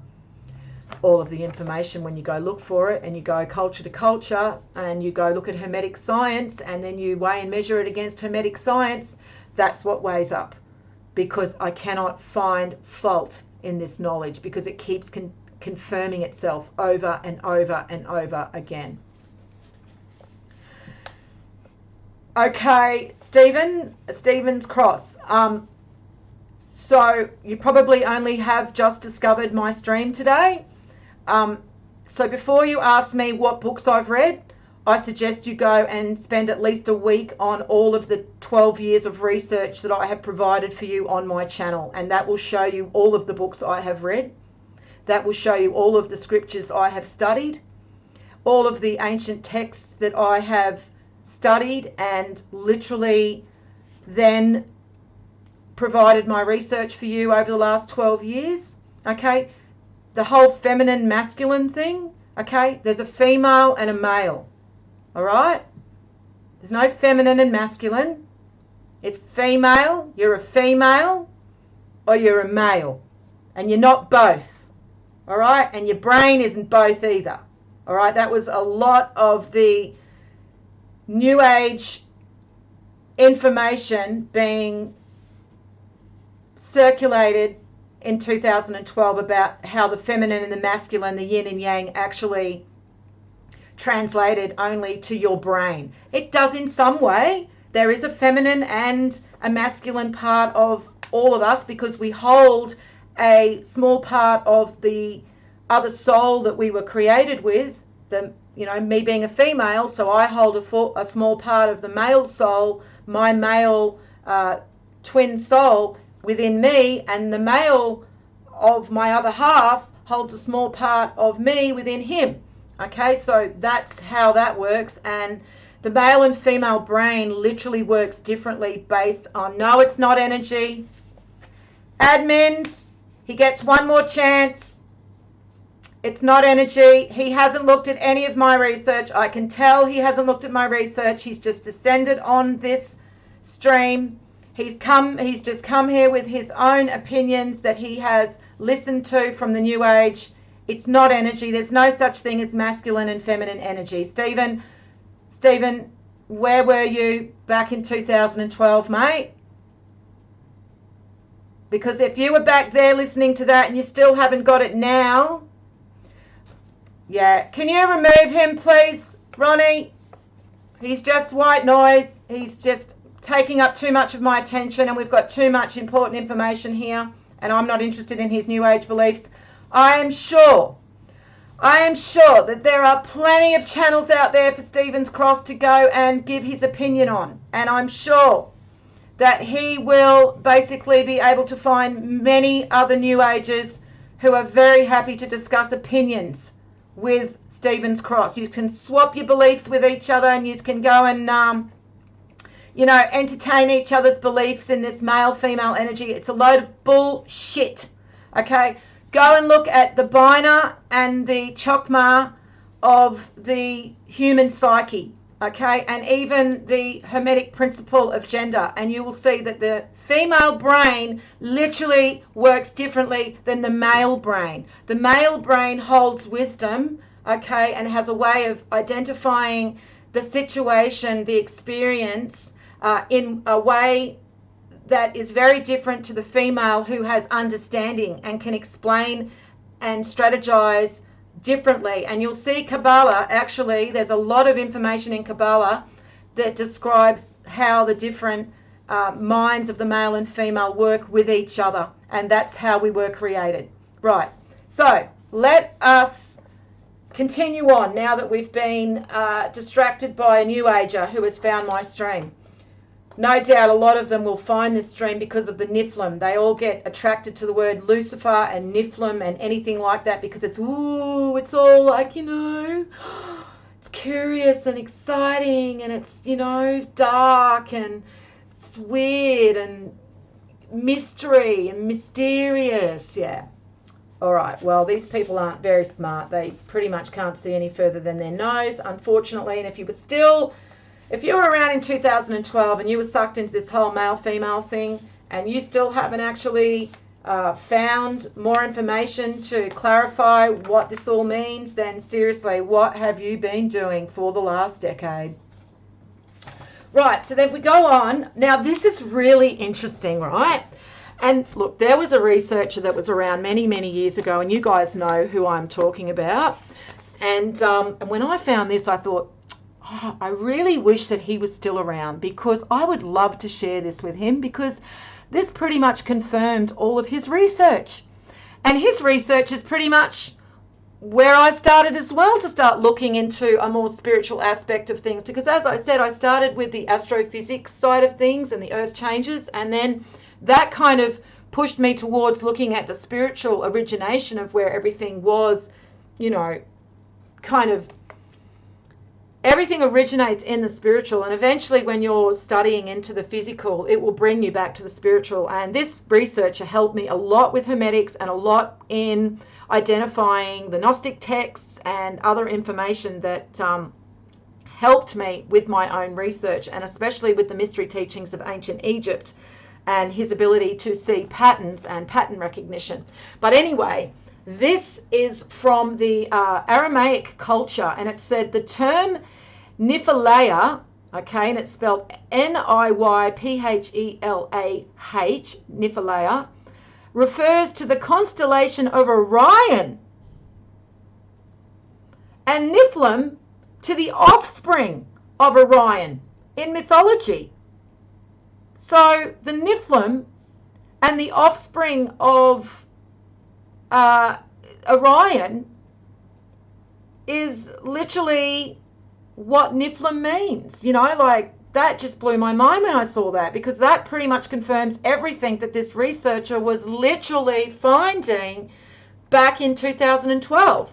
And it confirms that the Nephilim again are the fallen angels, the offspring of God the Father, Orion representing the firmament and the physical manifestation in a way of the mind of the Creator. Okay, and I'm not just saying that that encompasses the Orion Nebula is the only that is, you know, the universal creator. I'm just saying that is an important aspect of the mind of the all in regards to our creation on this material plane. It's very, very connected. And so we can look at the Orion Nebula as a material emanation, a material expression of the mind of the all. And the religious organizations know this, and they have encoded this within their establishments. And this is what this researcher found when he went looking, because, as I said, he was very good at chokmah, at pattern recognition. And so he discovered this. And so when I saw this in connection to the Nephilim, literally saying that they were the offspring of Orion in the Aramaic mythology, that was just a absolutely mind-blowing confirmation to all of his research back in 2012. And I'm sure if you look further into that, there will be more information and more knowledge to be found. All right, so now let's move on to the Muslims and to the Quran, okay? Because in Islam, they're called the jinn, okay? That is J-I-M-M, and it symbolizes the divine race, and the account of them is in the Quran, is very similar to the Nephilim in the Bible. The Quran explains that the jinn, like men, are a creation possessed of power and authority, and they, just like them, can choose between obedience and disobedience, faith and disbelief. So again, showing that in the lower ages, they choose disobedience, and they no longer have faith in their God, their Father. And you know what? It's interesting, because I really do believe that there are divine man and woman right now who are atheists, okay, who do not believe in God the Father at all. I mean, they are literally turning their backs on their Father and on their Creator, because they are basically, not understanding who they are. Gnostic by choice. Are you divine? Have you got a halo? Can you be tested? Can your spirit be tested that you are divine? Can you show us that you are divine, Gnostic by choice? Because unless you can, then no, you're not a fallen angel, and we are not all the fallen angels. Okay? Because we can be like fallen angels, all right? We can be like the Christed and be like the divine man, and we fell along with them. But unless you are divine, you're not an angel, okay? So So you're actually taking your interpretation of the Gnostic texts by all of the experts that have told you what to believe. So if I was you, would go back to those texts and actually apply your own intellect and the knowledge that you've just been provided here about the divine race and the divine element within humanity, who are not mortal, okay, because there is a difference between divine man and mortal man, okay, and if you don't know the difference, then you need to go and find it. And so I have seen the Wikipedia explanation of the Gnostics as well, and it's laughable, okay? The Gnostics did not say that we are all gods, and nor did they worship many gods, okay? The Gnostics, who were the true Christians, okay, literally know that there is a prime creator and knew of the gods, okay? So that's the difference. So if you don't understand the difference and you're just here to regurgitate what somebody who claims to be a student of Gnostics or a theologian or, you know, some blog post or, you know, some website that is interested in Gnosticism and then just basically interprets the text the way they want to believe that. And a lot of it is poisoning the well, guys, okay? All of these Wikipedia articles are literally poisoning the well. If you are getting your information from Wikipedia articles, you must be very careful to only click on where those little numbers are that take you directly to the texts where the information was sourced, and do not read their opinions. Do not read their explanations of what the texts mean. Only go to the texts, okay? Because Wikipedia is there for no other reason than to poison the well. That's why they were made so, you know, such a large part of the internet for finding information. And whenever you Google something, the first site that will come up will be Wikipedia. Okay, so you need to actually click on. So I'm not saying don't use Wikipedia. They can be helpful for collating knowledge and information into one area, but you need to just do not read the explanation. Do not read their explanation of what the mythology is and what the mythology is about. Just go straight to the little numbers that bring you to the actual texts. And most times they won't even actually bring you to the text. Sometimes they just bring you to some author, okay, that has written a book about the mythology. And so this is what a lot of these people that claim to be researchers and truth seekers do. They literally just go and listen to somebody or read something that sounds good, and then they repeat it over and over again. And the thing is they will attack me. So I have them, they will come onto my video later and they will attack me. Even if they're not, they're listening into the live stream, but they're not actually chatting, right? But they'll come onto my video later and then they'll write me this War and Peace length novel of what they believe and how I'm wrong. And the reason they do that is because their reality is so connected to their beliefs that they desperately need to be true for their reality to be true. When somebody triggers that and makes them doubt their beliefs, they have an emotionally negative response to that. They feel very threatened, and this is why the attacks on me are very, very negative and aggressive. And literally, I have had people who say the most nastiest. I mean, I had someone who said some really nasty shit about me about a week and a half ago, who literally said he was following me for 11 years, right? And I believed in you for 11 years. He believed in me. When have I ever said to believe in me? I've never once said believe me. I've said take what I'm saying and go and research further. And what I'm saying is just literally relaying the information that I'm finding in the texts and finding in theology and cross-culture mythology. But you not to believe me, you need to go out. And he was telling me about Bill Donahue. He was saying how Bill Donahue said this and that. Now, anyone that's followed me for 11 years literally knows my thoughts about Bill Donahue. And Bill Donahue has said some pretty nasty things about me, actually, and sent his little minions out to harass me on my videos many years ago when I was very active on YouTube. So, you know, a lot of people think that I haven't been around all this time. I never left. When have I ever not uploaded a video every couple of months or, You know, there's a difference between uploading a video because you just want to say something or uploading a video because you have something to say. I'm the latter.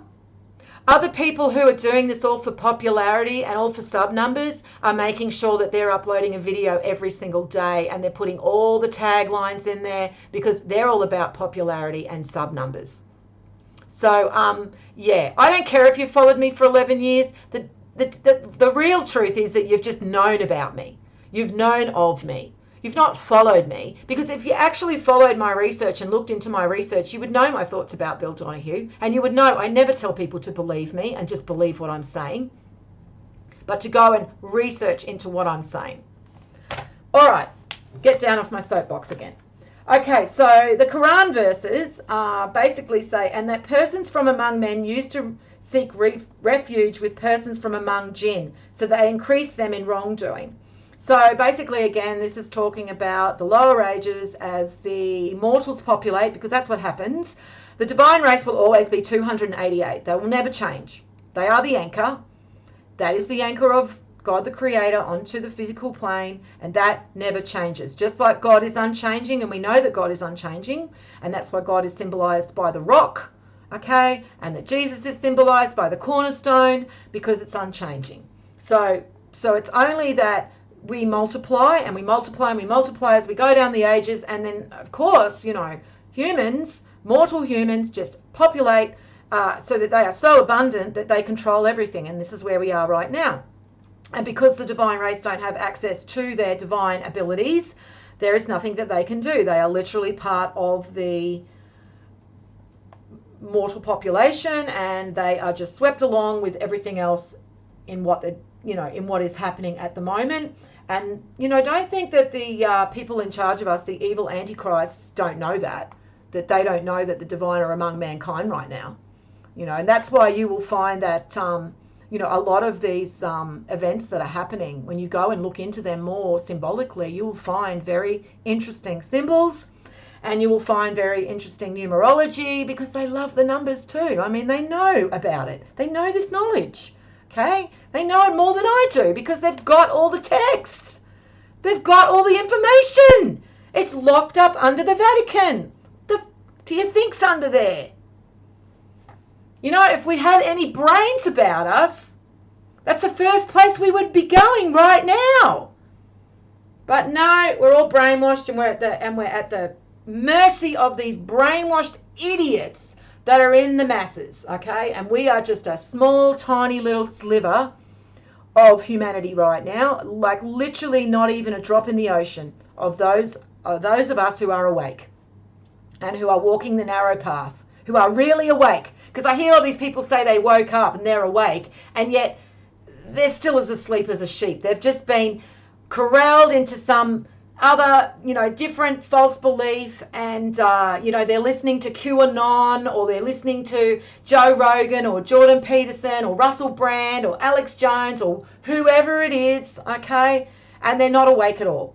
They've just found alternative information. They weren't happy with the mainstream media. I mean, you'd have to be literally brain dead to still believe anything that the mainstream media are saying. So it really is no great achievement that you have identified that the mainstream media are not telling you the truth. And so for those of us among us who have finally identified that the mainstream media are full of shit and are just there to propagandize us, well, what do? Do they go out and seek out the texts? Do they go out and seek out all of the information and the knowledge? No, because they're mentally lazy. They just go and listen into all these controlled opposition shills who are telling them what they want to believe. Right. Continue on. And on that day, when he shall gather them all together, O assembly of jinn. Oh, when have we heard assembly before? Oh, that would be when it's been used with the Christed, okay? With the children of Israel, the assembly of Christ, okay? The Christed, the ones that hold the Christ within them to the highest degree.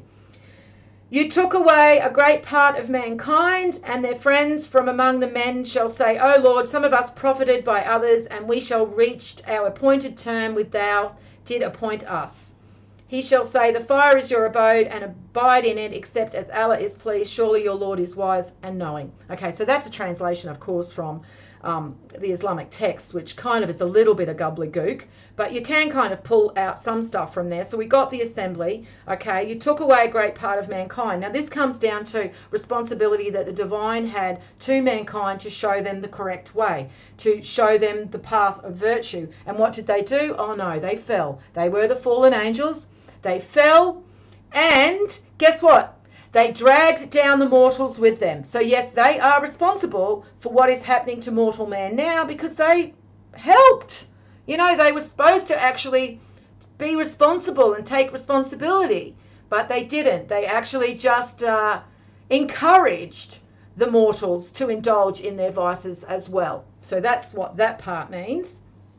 And then it says, we shall bear witness against ourselves. Well, we shall bear witness against ourselves is literally the divine are going to know who they are themselves. They're going to literally understand when the illumination happens. And that is illuminated by the tarot card, the star, number 17. And there are, 1 and 7 is 8. 8 is literally the definition of immortality, okay, immortality of the soul. Okay, the 8 divine are the messiahs as well. So 8 is a very, very special number when it is relating to the divine race. Okay, but yeah, we bear witness against ourselves. So they're going to know themselves, and they're going to know what they did wrong, and they're going to feel very ashamed of themselves, and they're going to want to set things right. Okay, so look out, antichrists, because when the divine literally understand what has happened and who they are and what the antichrists have done, I really feel sorry. No, actually, I don't feel sorry for them at all. Nope. I'm actually going to really enjoy watching what happens when the divine find out who they are and what the antichrists have done. I'm going to relish in that. Yeah, I am. That's probably very unchristlike of me, but literally at this stage, I don't care. Especially in how they are enacting their evil on children. That is unforgivable. That's unforgivable, that. All right, and then it says again, O assembly of jinn. This is another verse. And again, guys, I will put all of this underneath the video so you can go and check this out in more detail, because we're running out of time and I do want to get through a little bit more, because we haven't even got to Lucifer yet. Maybe that needs a whole new live stream. So I'll just touch on Lucifer today, and maybe I feel if we need to go into it further, but I don't think we do, guys, because I think really, I'm just here to show you these verses, give you the direction that you should be looking, and then you guys go do the rest. Okay, go and look at it yourself and apply the knowledge of what I am, basically relaying here, the symbolism, what it actually pertains to. Then you can actually connect that and interpret the text using these symbols, okay? Because you literally have the tools then. I mean, that's what they are. They're the tools to help you understand occulted knowledge. So yeah, it goes on about the assembly of jinn and men, so separating the divine, and so this would be the fallen divine and men. If you have power to pass beyond the zones of heavens and earth, then pass beyond them, but you shall never be able to pass them except with extraordinary power. So again, talking about the jinn in the lower ages, the fallen angels cannot pass beyond the material. Okay, they are stuck and trapped in the material, and only with extraordinary power, well, that is when they illuminate, will they be able to make a difference on the material plane. Right. Oh, and this is really interesting, because you'll see in the loop that I have been showing you that there is a painting of 2 upside down individuals with their wings cut off. And this is in regards to a story in the Quran about the angels called Hurut and Murut. And they asked for Allah's permission to come down to earth, but succumbed to temptation and then were hung up by their feet in Babylon with their hair and their wings cut off. So yeah, reminds me of the Hanged Man. Card 12, and 12 also represents the 12 tribes of Israel. Okay, the 12 apostles are very much related to the divine races, the divine race, divine man and woman. Right. So basically, when divine man is virtuous and lives in alignment with divine law, he is an angel. And when divine man lives in vice and transgresses divine law, he is a demon. Okay, he is known as a demon. Now, angels and demons also exist in their own entities in the ethereal plane as well. But we're talking about how this manifests within the divine on the material plane. Okay, because they're two separate planes, the ethereal and the physical. And so the symbolism can sometimes look the same, but it actually plays out differently in each of the planes. Okay, depending on the ethereal plane and the physical plane. So the physical plane, in which we are material beings right now, and our souls, our ethereal soul, the ethereal part of us is sheathed in our physical body.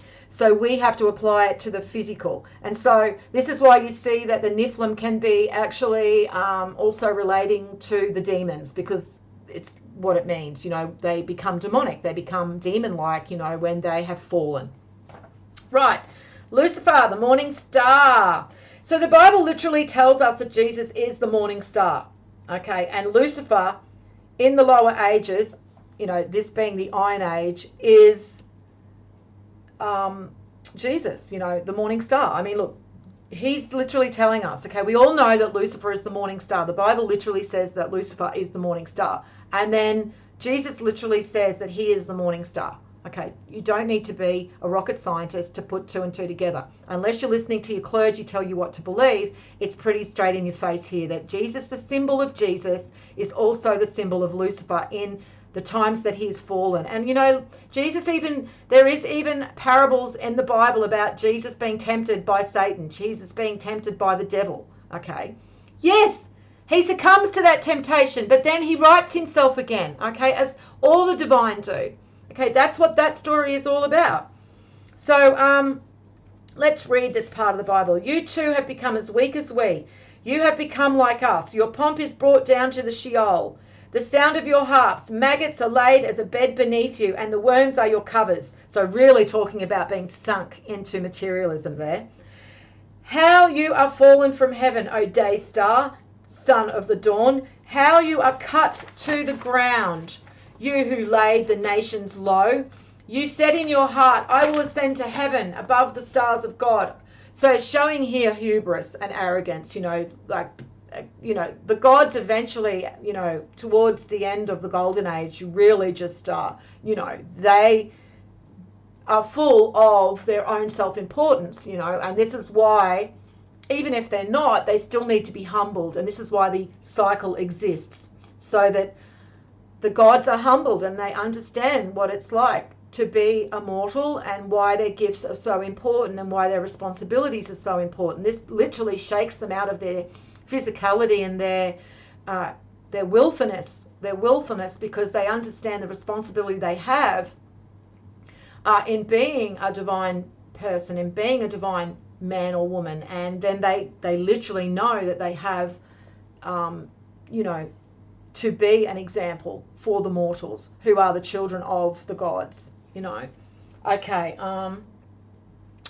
I will set my throne on high. I will sit on the mount of the assembly in the far reaches of the north. Okay, and the north also pertains to Jesus and the tribe of Dan, which is another symbol of Jesus, and the eagle is another symbol for the tribe of Dan, and Saint John, who is often seen with the eagle and is represented by the creature of the eagle, is also the tribe of Dan, the tribe of the north. Okay, and the north is the first emanation because it's the mental.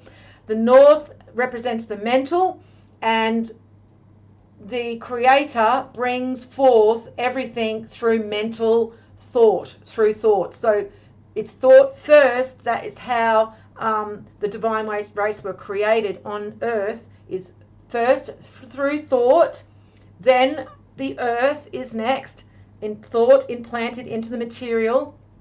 And then you've also got the heart, emotion, and will and instinct, which is power, okay? And that is symbolized by Kesa, which means will, the will of God. If you look at God in Hebrew, Shin, the operations of God is broken down into three separate aspects: mental, emotional, and will, Okay? And so you implant them into the physical, and then you have God manifest in the physical form, which is a divine man.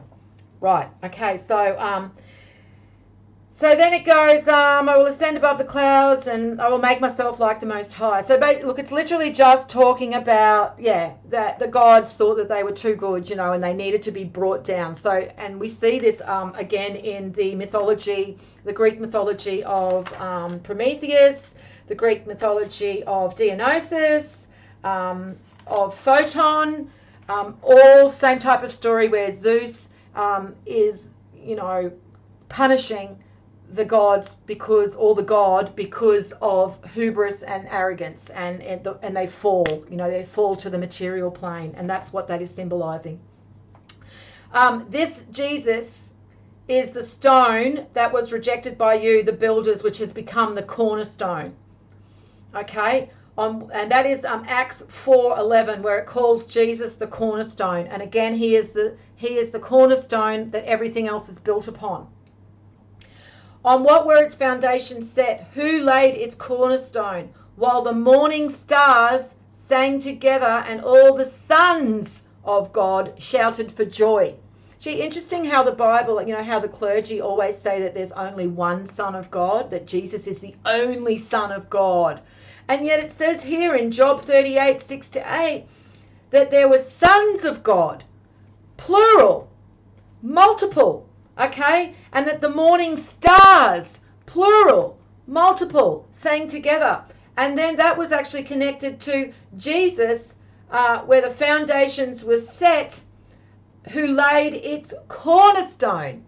Okay, and the cornerstone, we know because we just had a look in Acts 4, is Jesus. It's telling us Jesus is the cornerstone.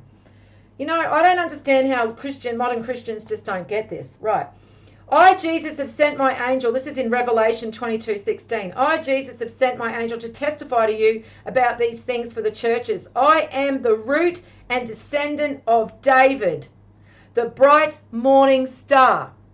So obviously, when it's talking about this Jesus, it's talking about the demigod, because the demigod is saying that he is a descendant of David, who is the morning star, and David being the firstborn divine male, another symbol, David, the firstborn divine male of God the Creator. Okay, again, see how it all connects together? And he was the bright morning star. Again, okay, so showing you Lucifer, the bright morning star, was the divine man before he was fallen. Now this one is from Job 38:6-8, and we have the prophetic word more fully confirmed, to which you will do well to pay attention, as to a lamp shining in a dark place, until the day dawns and the morning star rises in your hearts. Well, that's talking about the illumination of the divine man, of the Christed. They will glow. They will literally illuminate and look different to mortal man. We will know who they are because they will be glowing. Why do you think the Antichrists are so intent on pushing this alien UFO disinfo, this narrative of aliens are amongst us, aliens are going to visit us, aliens may be here already? They're pushing this into the mindset of the masses, so the ignorant, when they see the gods amongst them illuminate, those who have survived what's coming, because we've got to get through quite a bit before that happens, well, they're going to be in horror. They're going to be either thinking that they're a false Messiah, because that's the other narrative being pushed, the false Messiah, or that they're aliens, okay, because they're literally going to look alien to us. They're going to look different.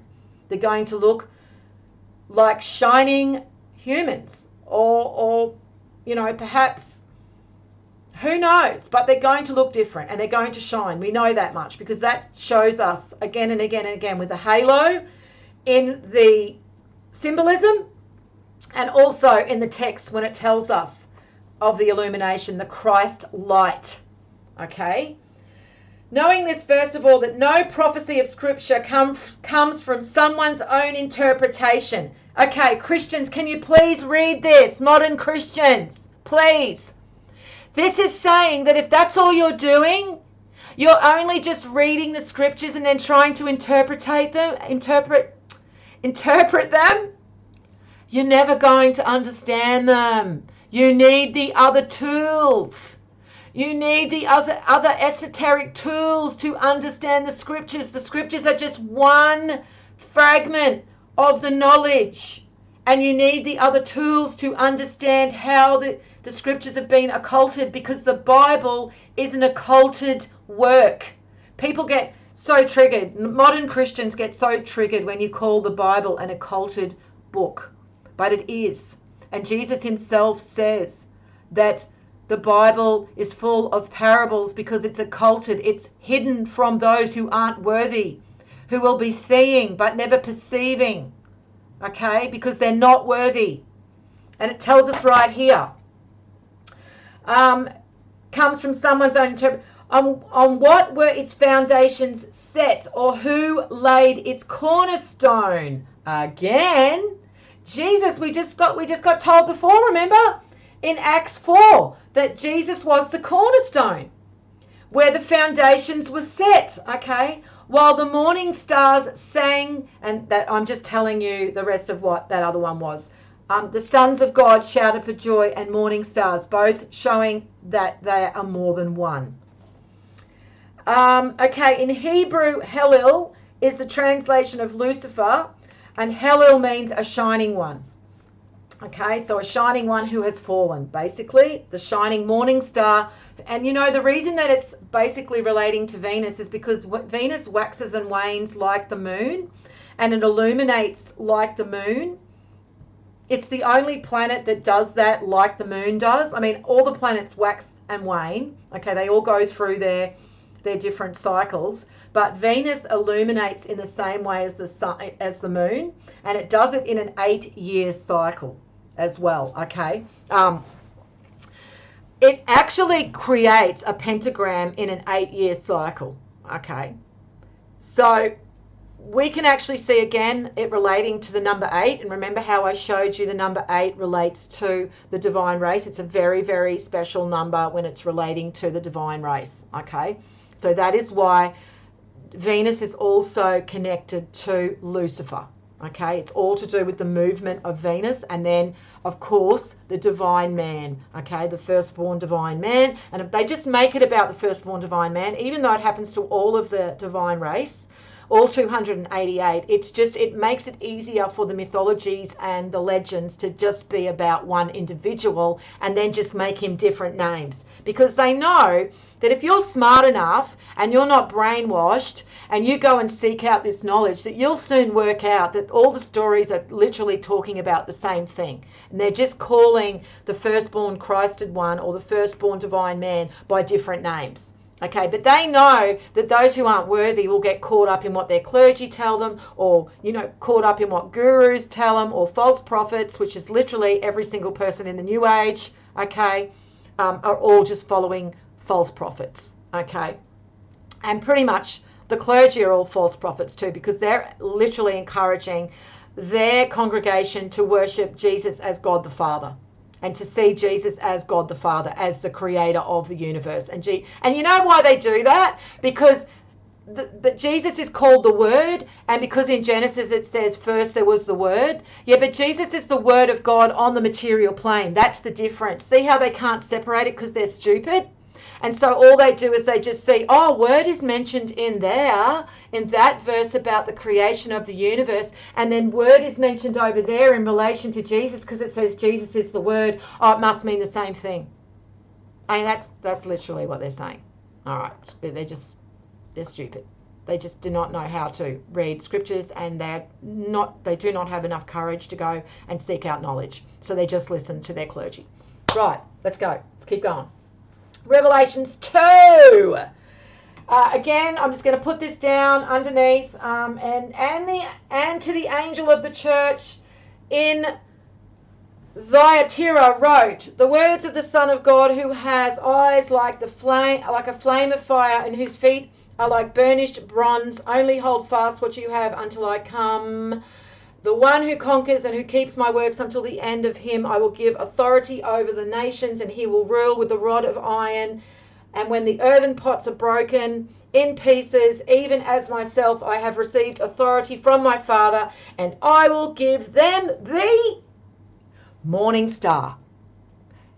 That will be the firstborn Christed one when he illuminates. Okay, that's why we're living Revelations right now. And if you're going to church right now and your clergy aren't talking about Revelations and what's approaching and what to expect and who's in control of the world at the moment, including their church, then you're in the wrong place. And I would leave immediately. Okay, because you're just following them all down the wide path. All right, so Dionysus in the Greek mythology, Bacchus. All right.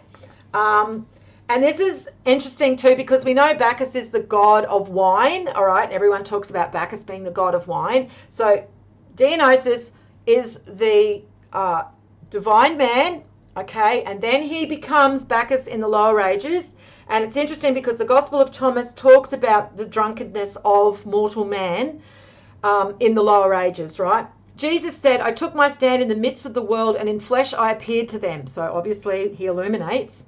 I found them all drunk and did not find any of them thirsty. So none of them really seeking out knowledge, none of them wanting knowledge. Whenever you see knowledge symbolized, it's symbolized, well, not all the time, but mostly in a cup, okay? Like the Ark of the Covenant, the Holy Grail, it's a cup. The Holy Grail is a cup, okay? The Ark of the Covenant is actually symbolizing Chokmah. And the Holy Grail is symbolizing Binah. And this is why we see the Holy Grail connected to Mary Magdalene, because she represents the female understanding and Binah, the divine female. Okay, so this is why it's connected. So, so this is why we see they were not thirsty. It relates to being drunk or being not thirsty, not wanting knowledge. Okay. My soul ached for the children of humanity because they are blind in their hearts and do not see, for they came into the world empty and they also seek to depart the world empty, so lacking knowledge. But meanwhile they are drunk, and when they shake off their wine they will change their ways. This is the Gospel of Thomas. And then, so still going on with Dionysus, so he was actually connected and often depicted with a leopard. And the Greeks called the leopard a pard, okay? And if you look into this 12th century bestiary called the Aberdeen bestiary, it describes the pard as follows. The pard is a beautiful and gentle creature whose only enemy is the dragon. And remember what I said about slaying the beast, okay? That goes back to the other streams, okay? So the enemy of your divinity is the beast, right? So it's said to sleep for 3 days after filling its stomach and arise, carrying with it a sweet scent from its mouth, which attracts all animals except the dragon. Well, doesn't Jesus die for 3 days and then he gets resurrected? There's a little bit of a connection here, okay?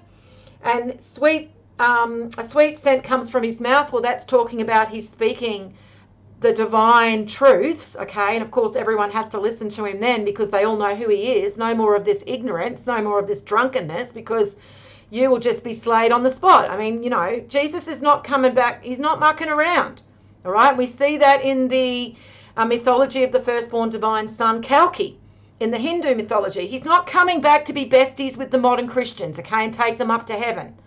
He's going to come back and he's getting rid of the filth and the evil, and that includes the ignorant that have been speaking bullshit in his name. And that's every single modern Christian who is encouraging their children to believe that Jesus is Christ, is God the Father. They've literally handed their souls and their souls of their children over to the Antichrist and to hell. You know, so that's not going to be rewarded.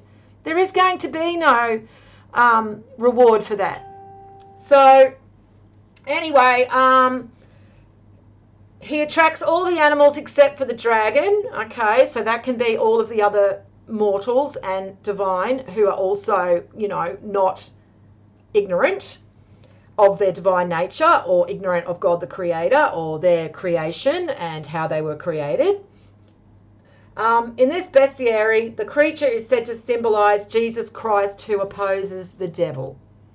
So they're calling the dragon the devil, and the pard Jesus. And then they're literally saying in the ancient Greek mythology and all of the ancient Greek artworks that Dionysus is also depicted with a leopard. So look, join the dots, guys. It's not that hard. You know, there's no need to be ignorant. Like people like Gnostic by Choice and, you know, other people that are still regurgitating all of this, you know, New Age claptrap, all this modern Christian bullshit. You've got no one to blame for your ignorance but yourself. You choose to be ignorant. It's all here. Yeah, I'm going to post all this under my video. Go prove me wrong. All right? Don't write me these big long war and peace things about how you hate me and how I'm in my ego and I'm vain and how I don't have the truth. Tell me why I don't with evidence. Okay, because that's the thing you never do. You never actually provide any evidence to back up your own beliefs. But you just tell me that I don't have the truth, yet I provide 12 years of evidence and continue to provide evidence over and over and over again. But apparently that's just I don't know, must be just an illusion or something like that. The data, the solar data, maybe I'm just seeing something nobody else is seeing. I don't know, maybe I live in some different reality. Okay, and this one is connected to the book of Daniel. He's also connected to the leopard, and as I said, the book of Daniel is connected to the tribe of Dan. The book of Daniel, it describes the races from gold down to clay in the statue of Daniel, and it's all relayed as a dream, and this is just the way it's all encoded in the mythology. And so this is, and this I looked, and behold another like a leopard with 4 wings of a bird on its back. So that's 8. And the beast had 4 heads, and the dominion was given to it. Okay? So again, the leopard being talked about in the book of Daniel, and dominion given to the leopard. Okay, the leopard is not literally a leopard with 4 wings, okay? Like people, I see people literally drawing these things as though they're real creatures. They're freaking allegory, people. It's a parable. It's a symbol. It's not real, okay? It's just a symbol. You're supposed to try and look at the symbols and decode the symbols because you're supposed to be worthy of the knowledge. Right. Also from the book of Daniel, speaks of Daniel being the most holy of gods.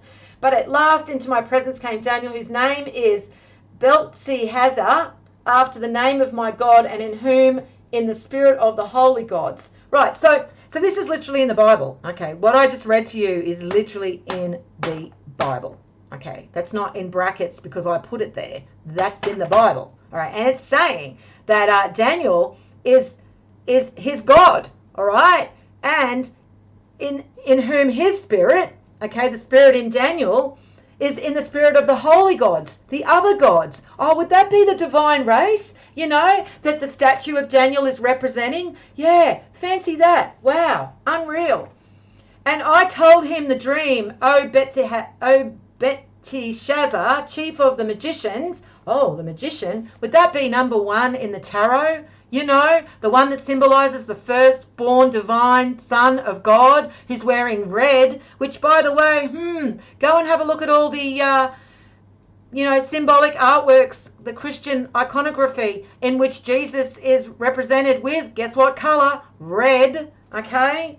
And the magician on the tarot cards wearing red, again, and the women, Mary Magdalene and Mary, Virgin Mary, wearing blue, okay?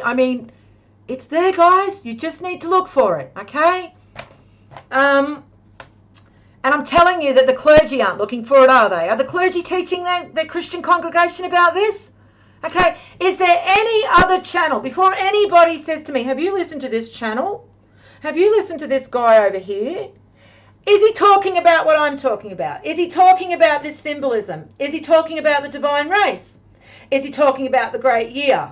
Because if he isn't, do me a favour. Tell him about my channel, okay? Because I'm not interested. I'm not interested in hearing everybody else's opinions. And I'm sure there's plenty of people out there that pretty much halfway get it, and they have half an opinion. But please, if there's anybody out there speaking about this as well, let me know who they are. or for the love of God, let them know who I am.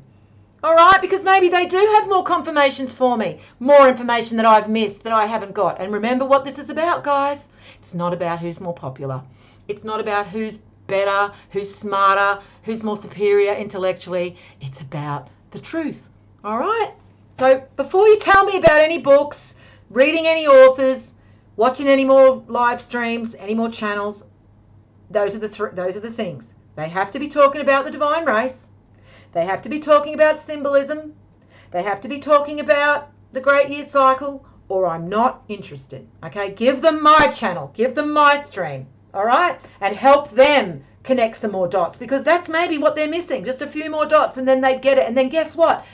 The pool of people that understand this knowledge suddenly gets a little bit bigger. Okay? We're suddenly starting to make a little bit more of an impact. But please, don't tell me, who's been here for 12 years, to go listen to someone else who's been doing it for 4 years or 5 years, and they're not talking about anything that I'm talking about. They're just mainly talking about a bit of mythology, and maybe they're talking about, Christ consciousness, or maybe they're talking about something else. I'm not interested. They need to be talking about the great year. They need to be talking about the divine race, the 288 divine race in humanity. They need to understand the symbolism, the colors, the numbers, the tarot symbolism. They need all of that before I'm going to go and listen to them. Otherwise, don't tell me. I'm not interested. Okay? Thanks in advance. Right. So here's from the book of Daniel 2. Yeah, I'm not going to read that. It's too long, and I'm just running out of time, and I wanted to answer some questions. I don't know, is there any questions? I don't think there really is. I can pretty much go a little bit over. I don't want to go longer than 2 hours and 30 minutes. I can hardly believe that I talk for that long. Literally, I get to the end of the stream and I go, what the? Did I just literally talk for 2.5 hours straight? How? I mean, I didn't get it. It just flows so quickly. So anyway, I am transiting off again. Tangenting off. I said the wrong word. Tangenting off. So, okay, more symbolism regarding the fall of divine man can be found in the mythology of Icarus. Okay, flying too close to the sun, basically an analogy for divine man becoming too full of hubris and arrogance, and then his wings being clipped and him returning to the material plane, living as a mortal. You can also see that in the symbolism that I have been showing you guys in the painting called Time Clipping, Father Time Clipping Cupid's Wings. Okay, so we know that Father Time is Saturn, okay, because Saturn represents the cycle. Okay, that is why sometimes Saturn can represent education and intellect, and this is why, because there's times in the cycle when we are in a heightened state of consciousness and we understand knowledge, okay? And so he's clipping the wings of Cupid, literally showing that he's clipping the wings of the divine man so that they can experience life as a mortal and be humbled. And that's pretty much what Icarus flying too close to the sun means too. He's too full of himself. He's too in his own stuff, and he needs to be humbled, and so his wings are melted and he falls down to earth. So Yima in the Persian mythology, and I do have a video in regards to the Persian Ragnarok, so I would definitely check that out. And that is, again, he was said to be immortal and shine like the sun. He was said to hold the divine fortune to the highest degree. He starts out as a wonderful king and creates the perfect utopia for his people.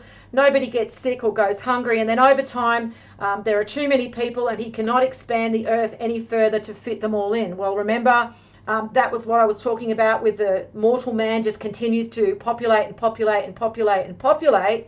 But divine race only stays 288. And so eventually they lose control, especially as they lose their divine gifts and the divine powers, and then they just become, at the mercy. They just are at the mercy of the mortals because they are just like a mortal. They don't have any extra power to enforce the divine laws. And perhaps, as I've said before, they pretty much don't want to because they enjoy not having responsibility. And Yeah, so he cannot expand the earth to fit them in, and then they end up displaying the worst of human nature and traits and are chastised by God, who cleanses the earth, leaving only the most virtuous to begin a new cycle. Or where have we heard that before, guys? Where have we heard that before? Right, just a couple of Bible verses to finish with.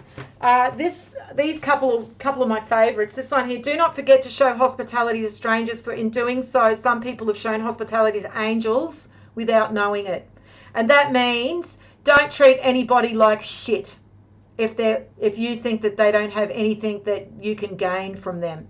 Okay, so old Bob down the road that mows the lawn, well, being nice to him isn't going to benefit you in any way, is it? But you never know. Old Bob down the road might be divine, okay? And you've just literally treated him like shit because you thought, well, what can he do for me? He's just a lawnmower, a gardener. He's nobody. Okay, if that's your mentality, then you're setting yourself up for failure, because we don't know who the divine are. And you might be interacting with the divine. You might be interacting with the divine every day in your workplace. Okay, and it might be the cleaner. It might not be your boss. It might not be the supervisor. It might be the person that comes in to clean, or the person that is the gopher. You don't know. You don't know who the divine are. So you need to treat everybody with respect and kindness, regardless of their station in life. Because the next verse, and this is why, because we're literally being told that those who are divine will not be in positions of greatness in these times. Okay? And this is said in 1 Corinthians 26 to 29. And it says, brothers and sisters, think of what you were when you were called. Not many of you were wise by human standards. Not many of you were influential. Not many of you were of noble birth. But God chose foolish things of the world to shame the wise. God chose the weak things of the world to shame the strong. God chose the lowly things of the world and the despised things and the things that are not to nullify the things that are, so that no one may boast before him.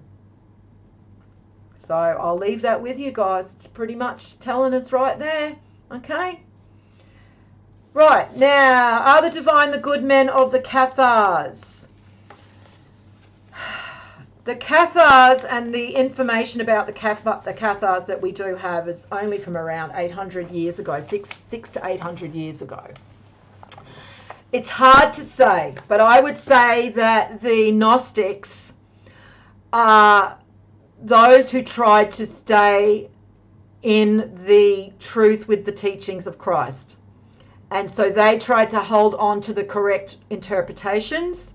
And so the good men of the Cathars, I don't know whether they would be divine, but they were definitely trying to protect the flame and the word of God in its authentic and current form, in its best form, how it should have been. What happened was the Catholic Church came along, reinterpreted the texts so that everybody started worshipping Jesus. They basically built their temples in all of these little villages, okay? In some of the bigger towns, they built these huge, big cathedrals, and that fooled a lot of people into believing they were godly men, because they looked at the physical manifestation of a huge, really impressive temple and then thought, well, the people that built those temples and speak of God in those temples must also be equally impressive and godly.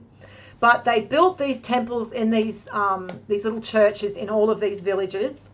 And what they did was they watched who didn't come to the churches on Sunday to listen to the new doctrine, the Catholic doctrine.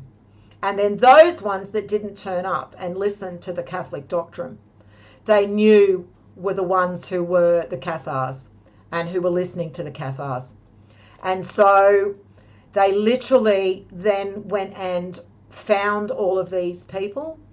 They literally blamed them for things like crop losses, or they'd maybe kill a few sheep or kill someone and murder, or do something and blame it on them so that the village would turn against them. We see that now with false flags.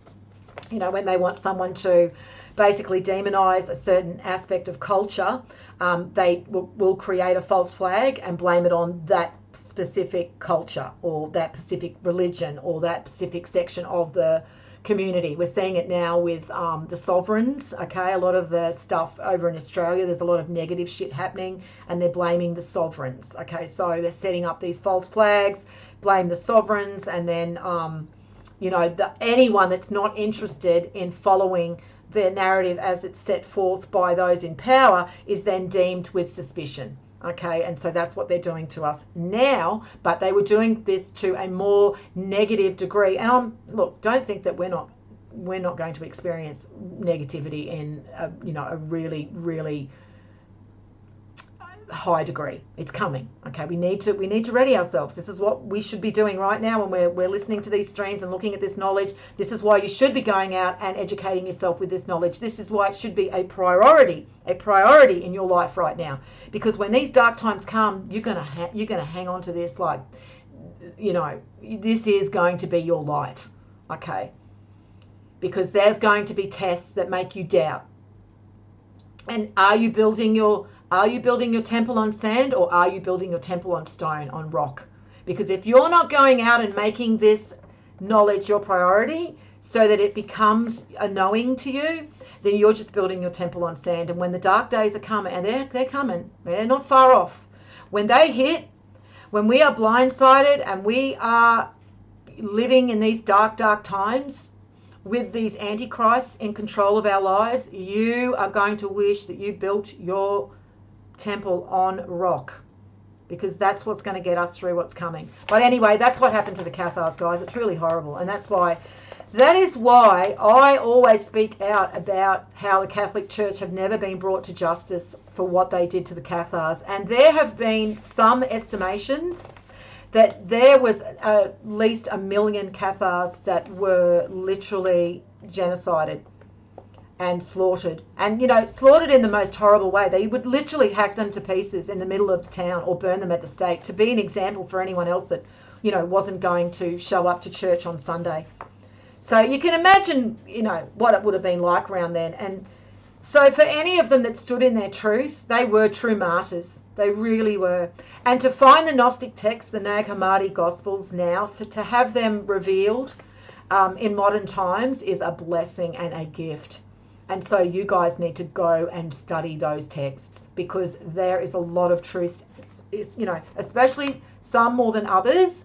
Some of them, there's only fragments, you know, very little has been found. But the Gospel of Thomas, the Gospel of Philip, you know, there's many of them that are very, very, very important to finding information. Father, Son, not sure what that means. Right, so we are going to just end with the Ovid from Metamorphosis. Okay, I want to just read this to you because it's literally telling us about the times that we're living in. I want to thank everybody for being with me during this stream today. It's been a long stream again, but I think we've put down a lot of information, and I'm pretty sure anyone that couldn't sit through the whole 2.5 hours, you can always come back and listen to me later. So don't feel bad if you can't sit through the whole stream. You can always come back and listen in later on.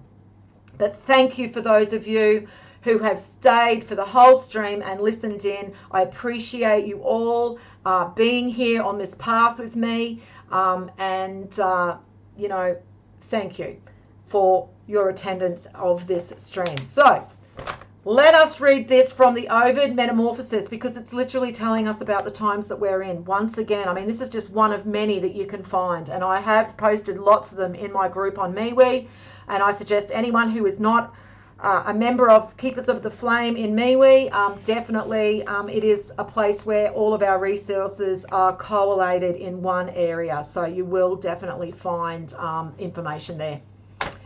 All right, okay, so this is from the Ovid Metamorphosis. The final age was iron. The floodgates opened, and all the forces of evil invaded a breed of inferior metal. Loyalty, truth, and conscience went into exile. Their throne usurped by guile and deception, treacherous plots, brute force and a criminal lust for possession. Sailors spread their sails to the winds they had tempted so rarely before, and the keels of pine that had formerly stood stock still on the mountain slopes presumptuously bobbed in the alien ocean. The land which had been as common to all as the air or sunlight was now marked out with boundary lines of the wary surveyor. The affluent earth was not only pressed for the crops and food that it owed, men also found their way into its very bowels. And the wealth which the god had hidden away in the homes of the ghosts, in the home of the ghosts by the Styx, was mined and dug out as a further incitement to wickedness. Now dangerous iron and gold, more dangerous than iron, had emerged. Grim war appeared, who uses both in his battles, and brandished his clashing weapons in hands bespattered with slaughter. Men throve on their thefts. No guest was safe from his host, no father secure with his daughter's husband. Love between brothers was found but seldom. Men and their wives would long for each other's demise. Wicked stepmothers brewed their potions of deadly wolfsbane. Sons would cast their fathers' horoscopes prematurely. All duty to gods and to men lay vanquished, and Justice the maiden was last of the heavenly throng to abandon the blood-drenched earth. And there you go, guys. I will leave it at that. Thank you again. I will post everything underneath the video. And as always, peace out.